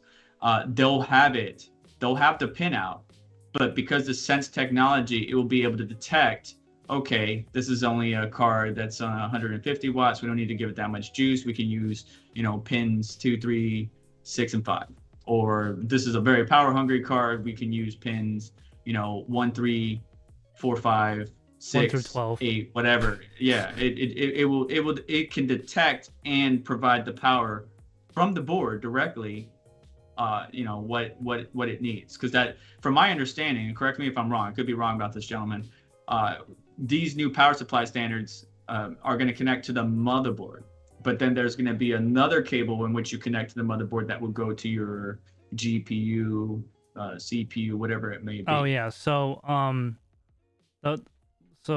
correct me if I'm wrong. I could be wrong, guys, but from what I remember, the new standard is going to be whatever your power in AC and what's going to come out of the power supply directly will be 12-volt rails only.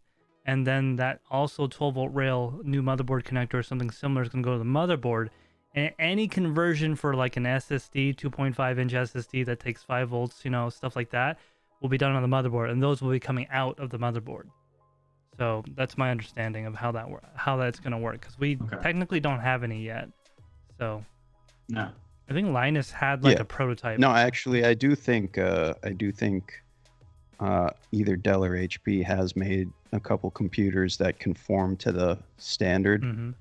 But yeah, I mean, that it's just becoming the standard, so it will take a little while before everything moves to that. But in terms of the power supplies, yeah, I think we'll be able to see much more efficient power supplies, smaller power supplies, because the lower voltage stuff that we do somewhat still rely on, it just doesn't need to be an added cost for the power supply. It makes much more sense to have it on board, because typically the power drop from those lower voltage devices is fairly low. Mm-hmm. Mm-hmm. We're talking about like 2.5-inch drives, maybe 3.5-inch drives. stuff like that that would still use low voltage 3.35 volt rails. But yeah, if the only cables coming out of the power supply are 12 volt to the motherboard and then a GPU cable, that would be amazing. And that would simplify so much. Oh, good. Yeah, I would love it.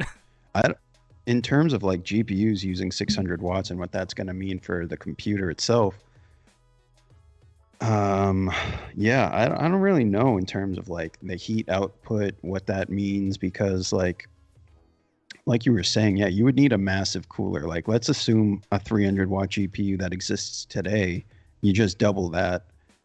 The cooler essentially needs to be twice as big as a 300 watt cooler. So like, let's say a 3080 uses 320 watts. You need two 3080 coolers. And we're already seeing basically for good coolers on a card of that class, you're looking at triple slot. So, but it's not even about like how well the cooler dissipates the heat, but also how well you can get that heat out of the case. Computer chassis have been pretty much the same form for, you know, decades. We're now starting to see more recently like airflow front panels because of necessity. Yeah. Gamer snatches. Yeah, exactly. But I mean, in like server environments, they can cram some pretty crazy stuff into like 1 or 2 U chassis. That's because they have but fans that's that reliant on like 20,000 RPM fans. Yeah, but we might be looking at stuff that is more of like a blower style, maybe not necessarily blower style, but at least aiming to get the heat out of the expansion slot area versus dumping it into the case and up. You want to know what my prediction is going to be? What's that? What do you got? So do you guys know? So you guys know about the Supremex leak, right? Yeah. Yeah. So the Supremex, although I did do a video on that, you guys can go see it. They use the same cooler from the 3070 up. Okay. The cooler is the biggest cooler I've ever seen in any card. It's thick and it's long. I think it's actually like 310 or something millimeters long. It's big. That's what she said. Ha! Sorry. That is true. PG-13. Well, that's not what she said to me. Probably you. Like the IO shield on that card is the one with the triple. Like it has 3 actual slots that it takes up just for this IO shield. Yeah. So to give it that extra. Past it. Yeah, and then like 2 obviously inches it's taller one than more. it too. So I think this is going to become more standard, basically running off of my topic and what you're talking about. 3.5 to 4 slots is going to become the standard high-end GPU, which is going to take up more room in your case, leaving you less, because you got to think the next PCIe slot down is right at that 4. So you won't be able to stick a second card, not unless they're both blower style. There's not going to be much airflow, but yeah, beast of a GPU. Yeah, and I was going to say, so it's either going to be that, or it's going to be like a blower style card, but the blower fan is only going to be for the MOSFETs and memory. And then the cooler for the GPU core is going to be tubes coming off to a 240 AIO. I think that might be a standard. I think AIOs are so cheap now. Andrew, wouldn't you agree with that? I mean, I think even at that, even if there are 600 watt cards, we're gonna see that at like the very, very high end of consumer grade hardware. That's not gonna be the norm as far as I'm concerned. I think most people are gonna be getting more efficient cards that are. I mean, if they're gonna make a 600 watt card, it's going to cost a fortune. Is going to be for the people that I don't know, that are those crazy folks that would even consider 3090 SLI. Oh my god, those idiots. Yeah, but I don't know any of them. But I think most mainstream cards, you see it like down the line, efficiency goes up in terms of both processing power as well as power consumption. And I think that's where most people are going to focus their computer around. So in terms of actually getting the heat out of the case or cooling these cards in general, I think at that wattage, you're probably best to get like an AIO style cooler like we see on the hybrid cards from EVGA, just because it takes that heat and essentially puts it somewhere else, not right on the card. It's taking it away from the card through water cooling. I do think like it would be cool to see, we've seen like, I guess mostly small form factor, but we've seen some cases where the case itself is like a heat sink and it uses heat pipes to dissipate that heat to like the side panels and stuff. I think that's a great use of space and cooling, and just with 600 watts, you're going to need all the help you can get. So, yeah, honestly, I feel bad for the PCI slots that these things are going to be in, but they're going to have to be made out of adamantium. That's the thing, like that all the PCI Express slots are going to need to be reinforced. Yeah. Like actually reinforced, not with That's like what I was going to say. I was going to say that too, reinforcement, because these cards are going to be so heavy that between the IO and that slot be reinforced to hold that GPU, that beefy cooler up, is definitely going to be something that all motherboard manufacturers should implement in their design. Yeah. So, I mean, yeah, if you think about cards being like 4-slot coolers, it really limits the person who can buy it, because like you said, they can't be someone who also wants these other expansion cards potentially. It basically wipes out the small form factor market. I don't know. Maybe we'll be looking at external GPUs as like a new thing where they can sell it all in one enclosure. No, thank you. And have hear me out. Like if there's an IO shield on the back of your computer that goes in the PCI Express slot, and it's just essentially a riser card, but you can transfer that data. Thunderbolt can do 40 gigabits per second, so the next iteration of that might be able to do even more. And I think it's 80 gigabits per second, to be honest. Is it 80 on Thunderbolt 4 now? Yeah. Yeah. That's still what?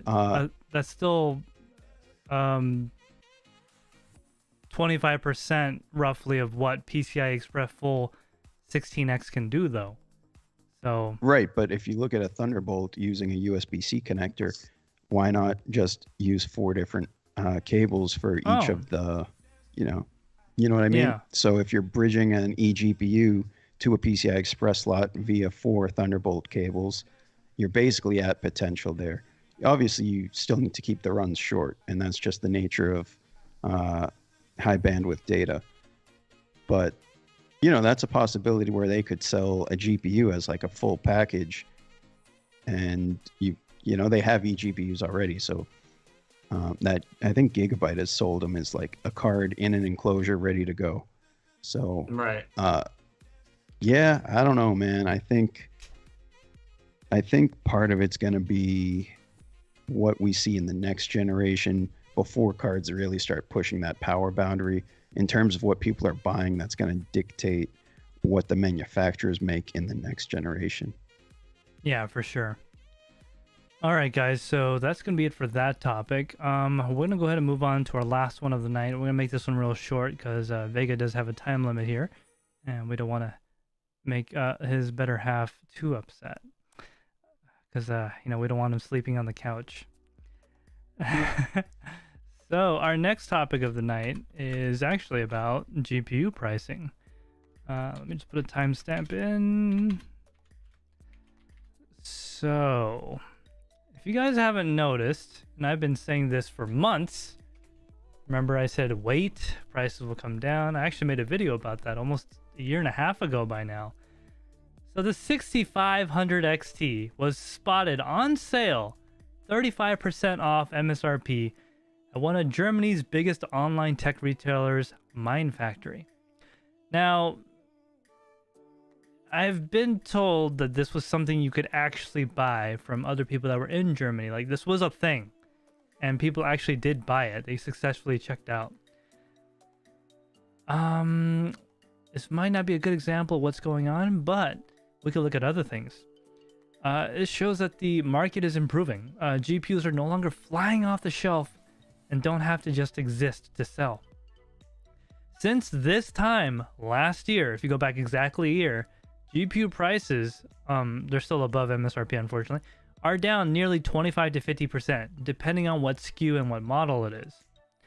So we've gone down a lot in a year. And, I did say that it'd be down by the end of the previous year. Obviously, I was wrong.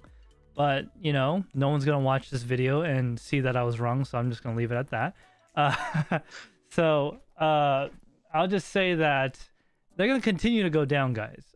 There's this thing I call market saturation with a non-consumable product, okay? So if you make something that people want that's not a consumable, like it's not food, it's not gasoline, right? Eventually, the amount of stuff out there is going to be done. For example, this is a kind of a famous small thing. There's this company that used to make ramps for wiener dogs. Like literally a ramp so they could get on and off the couch, right? Well, eventually, everyone that has a wiener dog is going to either have a ramp or won't want one. Does not matter how much advertising you do. There's only so many wiener dogs in the world, right? Very niche. I know I'm kind of getting off topic, but trust me, I'm going somewhere with this. So just like with that, with GPUs, everyone that wants one is eventually going to either have one or have access to one. And the fact that you couldn't get one caused more inflation, wanting, people wanting more, right? So now that they're becoming more readily available, like go to EVGA right now, okay? If you don't believe me, go right now. If you're watching this later, go right now and go to the GPUs, click in stock. There's GPUs in stock, ready to buy right this second. Go to Newegg, you can buy them right now. That wasn't like that almost, this is like recent, it's only within the last couple of weeks. A month ago, it wasn't like that. So it's coming down a lot. A lot of people speculate that this may be because of that, that well-known decentralized Ponzi scheme known as cryptocurrency, the mining profitability down drastically. Well, that may be true, but let me show you something that's going to probably throw that out of the water a little bit. If you go look at the average market price for something that they call a LHR card, and if you don't know what LHR is, it stands for light hash rate. NVIDIA's little face-saving measure to make more to appeal to the gamers. So essentially, a 3070 LHR of the same model and a 3070 non-LHR are roughly equivalent in price within a couple of percent, under 10%. It's like $50 to $100 more. Now you might be saying TekShinji, but the hash rate's almost 30% difference. So no, I'm telling you guys, most people that want cards are still not those people that do that blockchain deep machine learning stuff, right? A lot of gamers out there, a lot of normal people. That is the majority of the market. Okay, it's gamers first, then miners second. That's still the market. I don't know what to tell you guys. It's not the way it is. Go look up any numbers you want to find. Okay, yes, miners may be hoarding them or whatever, but that's still only maybe 30-40% of the market. Now, when you get into gamers that are also miners, that's where things change. Anyways, what I'm trying to get at is that the prices are coming down. One of the reasons why the prices went up in the first place, we had the perfect storm, okay? We had the human malware, we had the lack of supply, we had the increased demand, and we had the increased market. All those came together in a very short period of time. If any one of these things were to happen individually, it wouldn't have affected the market as much. And of course, yes, the price of the decentralized Ponzi scheme did go up, and that did add to the demand. But it's going down. There's even, okay, this is something I haven't been able to verify. I've been trying to look it up. There's even unconfirmed reports that NVIDIA is also reducing their prices to AIB partners. This has not been independently verified, so you should still be considered a rumor. But it would make sense to me because AIBs are probably like, yeah, hi, our name is Gigabyte, and the crap we made isn't selling anymore. So, yeah, we have to reduce those prices, please. But yeah, it's they're coming down, guys. They're definitely coming down. Andrew and Vega, either one of you guys want to comment on that? Then we'll go into the closing portion of the stream. Yeah. Yeah, go ahead, Vega. Yeah, I mean they're coming down dramatically. RTX 3080 Founders Editions were selling for $2,200 to $2,000. They're now around $1,200 to $1,300. 3060 Ti and 3070s were anywhere from $1,200 to $1,400 depending on the model. They're now down to around $1,000 or less. Some of them around $850. Don't go and buy everything. I'm looking at it right now. I want to get some. No, I'm joking. But these markets, not just GPUs, cars, tires, everything has been impacted because of the global situation, human malware and otherwise. You know, we still got ships that are off the coast of California that are still unloading or being unloaded, that some of the supply is coming from, and then these retailers or resellers are getting them and trying to sell them. The scalpers are getting oversaturated, right? Now they got a closet full of GPUs they didn't want in the first place. They were trying to make a quick buck, and now it's not as profitable as it used to be. So they're turning around and selling it for cheaper. You got the secondhand market. Somebody finally got a graphics card that they've been hunting for years, and so they want to sell their secondhand GPU. So you're seeing the 2000 series, 2060 KO, 2080 Ti, all those prices going down. It's having a chain effect, and it's a blessing. But I personally believe it's just going to get better. I really think that the price is going to dip down even further. It may pick back up, considering the conversation about neon gas, but we'll have to wait and see. So, I mean, over the next couple months, if you see yourself a good deal and you're a gamer that's still rocking a 760, you know, and you got the funds, go ahead and upgrade. Real quick, guys, I'm just gonna, some of you guys seem to be thinking I'm making this up. I'm gonna do something live right now, and you guys will see that I am, sorry, I don't have this set up for Serpent and Vega, so I'm, Serpent, Vega, and Andrew, so I'm just gonna do this real quick. So, you guys, I just transitioned. I'm live on EVGA's website right this second, okay? Look, add to cart, add to cart, add to cart, add to cart, add to cart. Yeah. Come on, guys. That is a super. In stock, add to cart. I could put 2 in my cart right this second. I'm not going to do that, obviously, but, you know.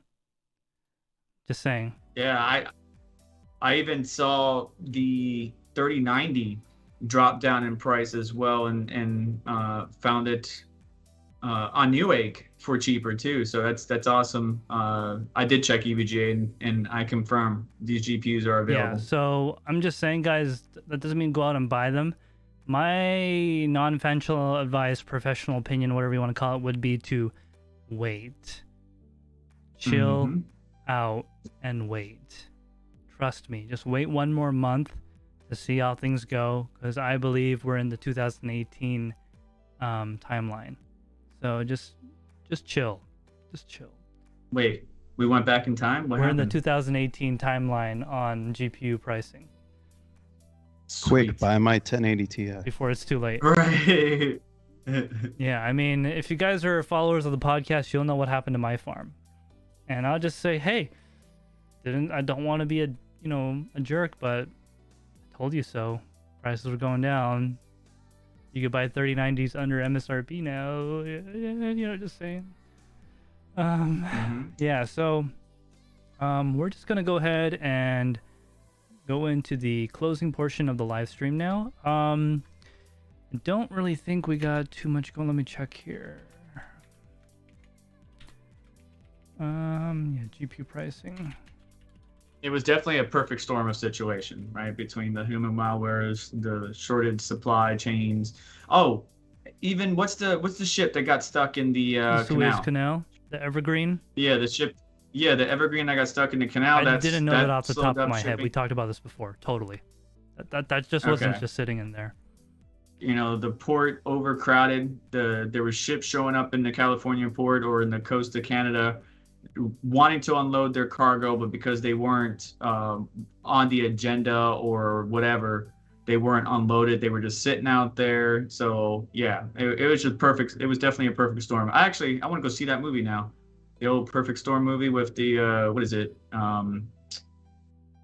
Oh my goodness, I can't think today. What's the actor that played in Ocean's 11? George Clooney. Yeah, George Clooney. Yeah, the George Clooney Perfect Storm. Thank you. I'm gonna go watch that after this. Yeah, so Ocean's 11, Ocean's 14, Ocean's 14 squared, whatever. They like 14 movies now. Yeah. Yeah, so guys, we're going into the Ask Us Anything portion of the podcast. Depending how things go, we'll either continue or go ahead and close it out. We're just going to go ahead and catch up on chat because I know I've been yapping away here. I'll do it this time. So, John Germain says eBay price $6,000 for a 4090. I hope not. Let's see. Magic Lucky.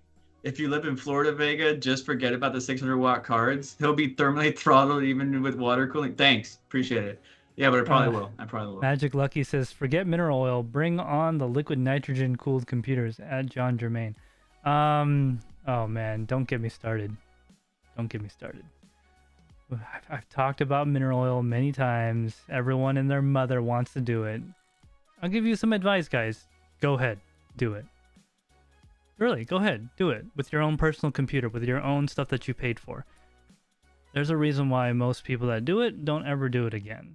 I've done it once, and yeah, I'll never do it again. Okay, let me rephrase that. There's a good chance I won't do it again with my own personal stuff. I might do it again to throw some stuff. To increase the performance of some stuff that I don't care about. But yeah, it's not Aladdin, as they say. Let's see. Space Guy 8000. I think they should. Uh-huh. I was just gonna say, I think when they make those 600-watt GPUs, they should do a glass backplate so that you can use it as a cooking surface. That might actually. They might be able to say, no, it's a feature. 600 watts is a feature. Oh my god. Dude, now you got me thinking scientifically. Put a glass on the black plate, have like a little lip, crack an egg on it, boom, done. Sunny side up. It does go on the computer like this, right? So it's already like all set up and everything for you. Yeah, it's like a flat top. Yeah. Yeah, so you just put one of those in your computer, right? Then they'll come. You could buy the accessory. You just take your backplate off and you put this accessory on. It's a little 9-inch by 4-inch wide grill top. Yeah. At a minimum, they could like make the card go in a lower PCI Express slot and have like a chamber on the top. That's like a cookie-sized easy bake oven that you just put in the expansion Remember slot. the KFC chicken warming computer? Oh yeah. Oh, man. Like who thought of that? Okay, just to be clear, guys, it never became a real thing where you could buy. It was a concept somewhere. But like, if you think about it, right? Okay, fried chicken and computers don't really go together unless you're an ultra nerd, I guess. I don't know. Raphael says. All right, but you were talking about chat. Sorry. Yeah, Raphael says we should have been stockpiling neon. LOL. Yeah, we should have. If I would have known, I would have bought a tank of it and be like, yeah, got some neon, but it's gonna cost you. Space Guy 8000 says, also, wiener dog ramps are expensive, $200. Yeah, man, it's gotta be built right. On top of that, when people sue because their dog fell off or whatever, you gotta have enough money for the lawsuit, right? Let's see. Y2K Amanus, quote, TekShinji, quote, daddy, chill. I didn't say daddy, I said dude. I didn't say daddy, did I? You said it now. No, now I did. Yeah, now you said it. I did. Someone's gonna cut that. No, I'm not popular enough. No one's gonna cut that. Magic Lucky says, I do. They'll go down, then the neon stockpile is gone, then oops, should have bought at the bottom. Too late. Yeah, that's possible. Let's see. You guys are funny. They're all funny. They're great. We've got a great crowd tonight. Thanks for bringing them here, Serpent. Hey, I didn't do anything. John Germain says, remember when Linus used a motherboard with the CPU on the backside and attached a huge heatsink to it? Yeah, that was a weird motherboard.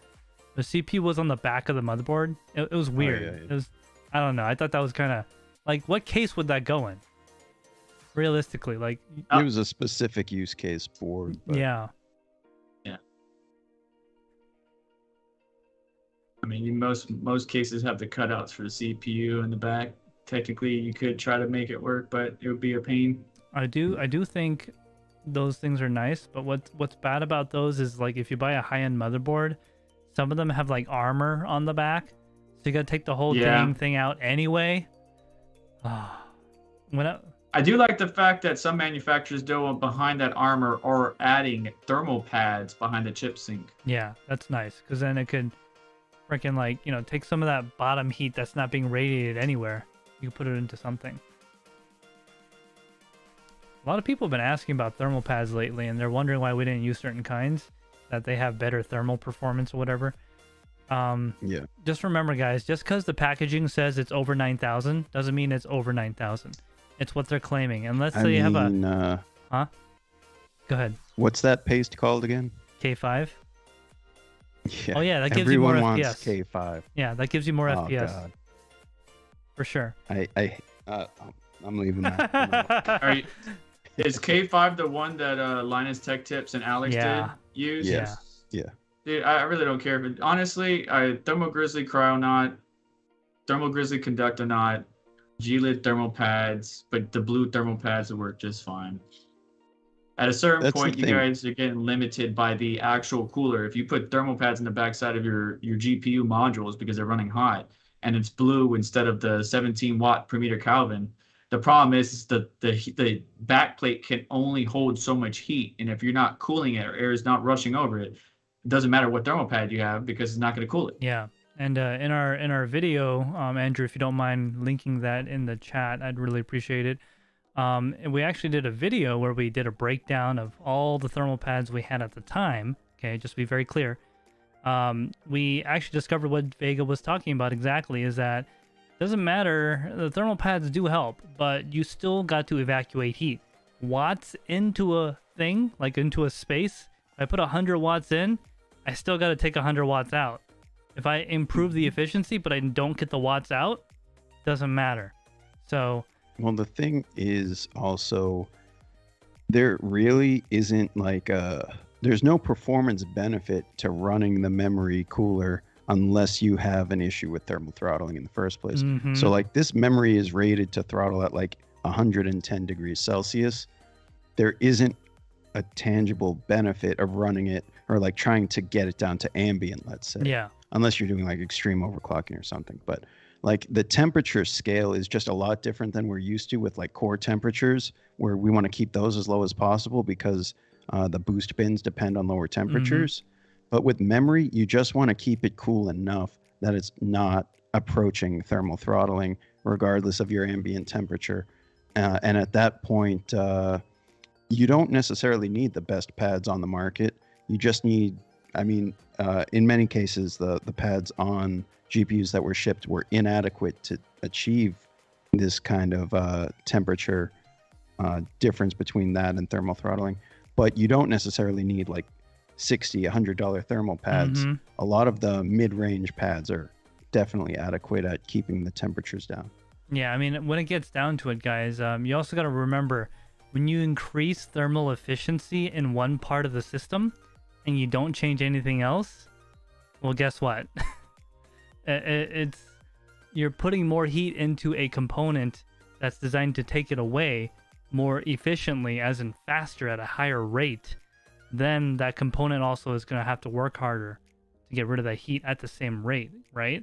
So just remember, getting lower memory temps doesn't always mean the solution to whatever thing you're doing. Sometimes it can increase your GPU core temps because the cooler you're using may not have enough thermal transfer efficiency. So now your GPU core temps might go up.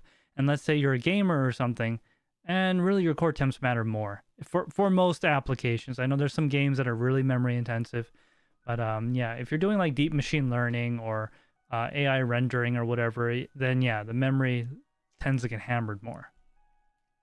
Like if you are playing a game and your memory clock is the same regardless, lowering memory temperature is just going to basically put more heat into the heatsink, which could potentially make your GPU core hit a lower boost bin. Mm-hmm. Yeah, because of temperature, it can hit a lower boost bin and give you less frames per second. So, that video aside where they used K5 and got more FPS, that could be because the memory is actually higher in temperature, making the core lower, hitting a higher boost bin and getting higher frames per second. But that's a whole nother thing. Honestly, so you can continue on the chat, I'm working on an experiment right now that's going to be eventually shown on my channel. It won't be for weeks to come because I'm so busy, but you'll see what modifications I've been doing to my GPUs. You're talking about the PON cooling?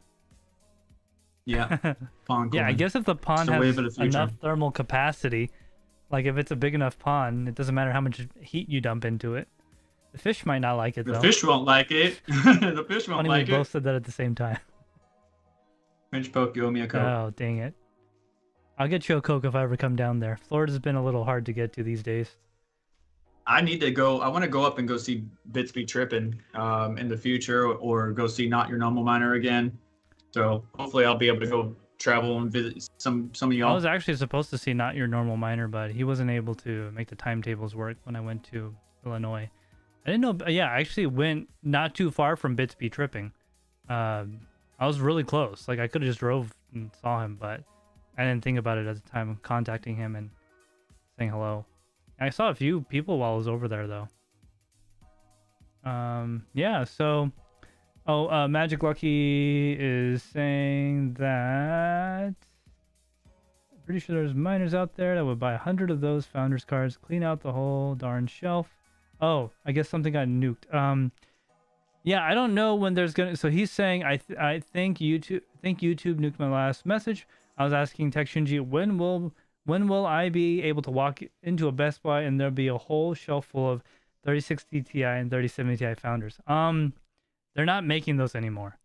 They stopped like quite a while ago. All the Founders you see now are like overstocked. So I would say probably never, because unless they're gonna do B stock or something, probably no.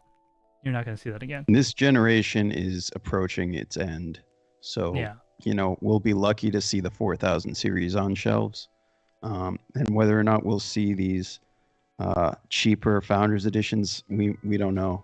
We might see a smaller price difference between Founders and AIBs. And at that point, you might be picking the card that you like the looks of more than just the price. Exactly. I mean, that's what it tends to be anyway. So, all right, guys, we've been on for a long time. This has been almost over 2 hours, and try not to make our streams that long, but we did have a guest today, so I wanted to make sure we had plenty of time. Vega's actually got to go to take care of house things and make sure he doesn't get the ire of his boss. So we're gonna go ahead and end the stream real soon, guys. Again, this has been the Tek Torrent Podcast. We're live every Saturday, usually at 6:30. This time we did it early, so Vega could join us. He's been a wonderful guest. Love to have you back, Vega, whenever that may be. So thank you so much for coming by. It's been our pleasure for sure. And of course, Andrew's no longer an intern. He is now former intern Andrew. This is now his new official title, former intern Andrew. And yeah, thank you so much for joining us, guys. Remember, we'll see us next week, Saturday. Same bad time, same bad channel, except for this week. This week was different. All right. Do we have anything else? I think we're good, right? No, we're good. We're good. Okay. All right, guys. Thank you for having me. Take care, everyone. Bye.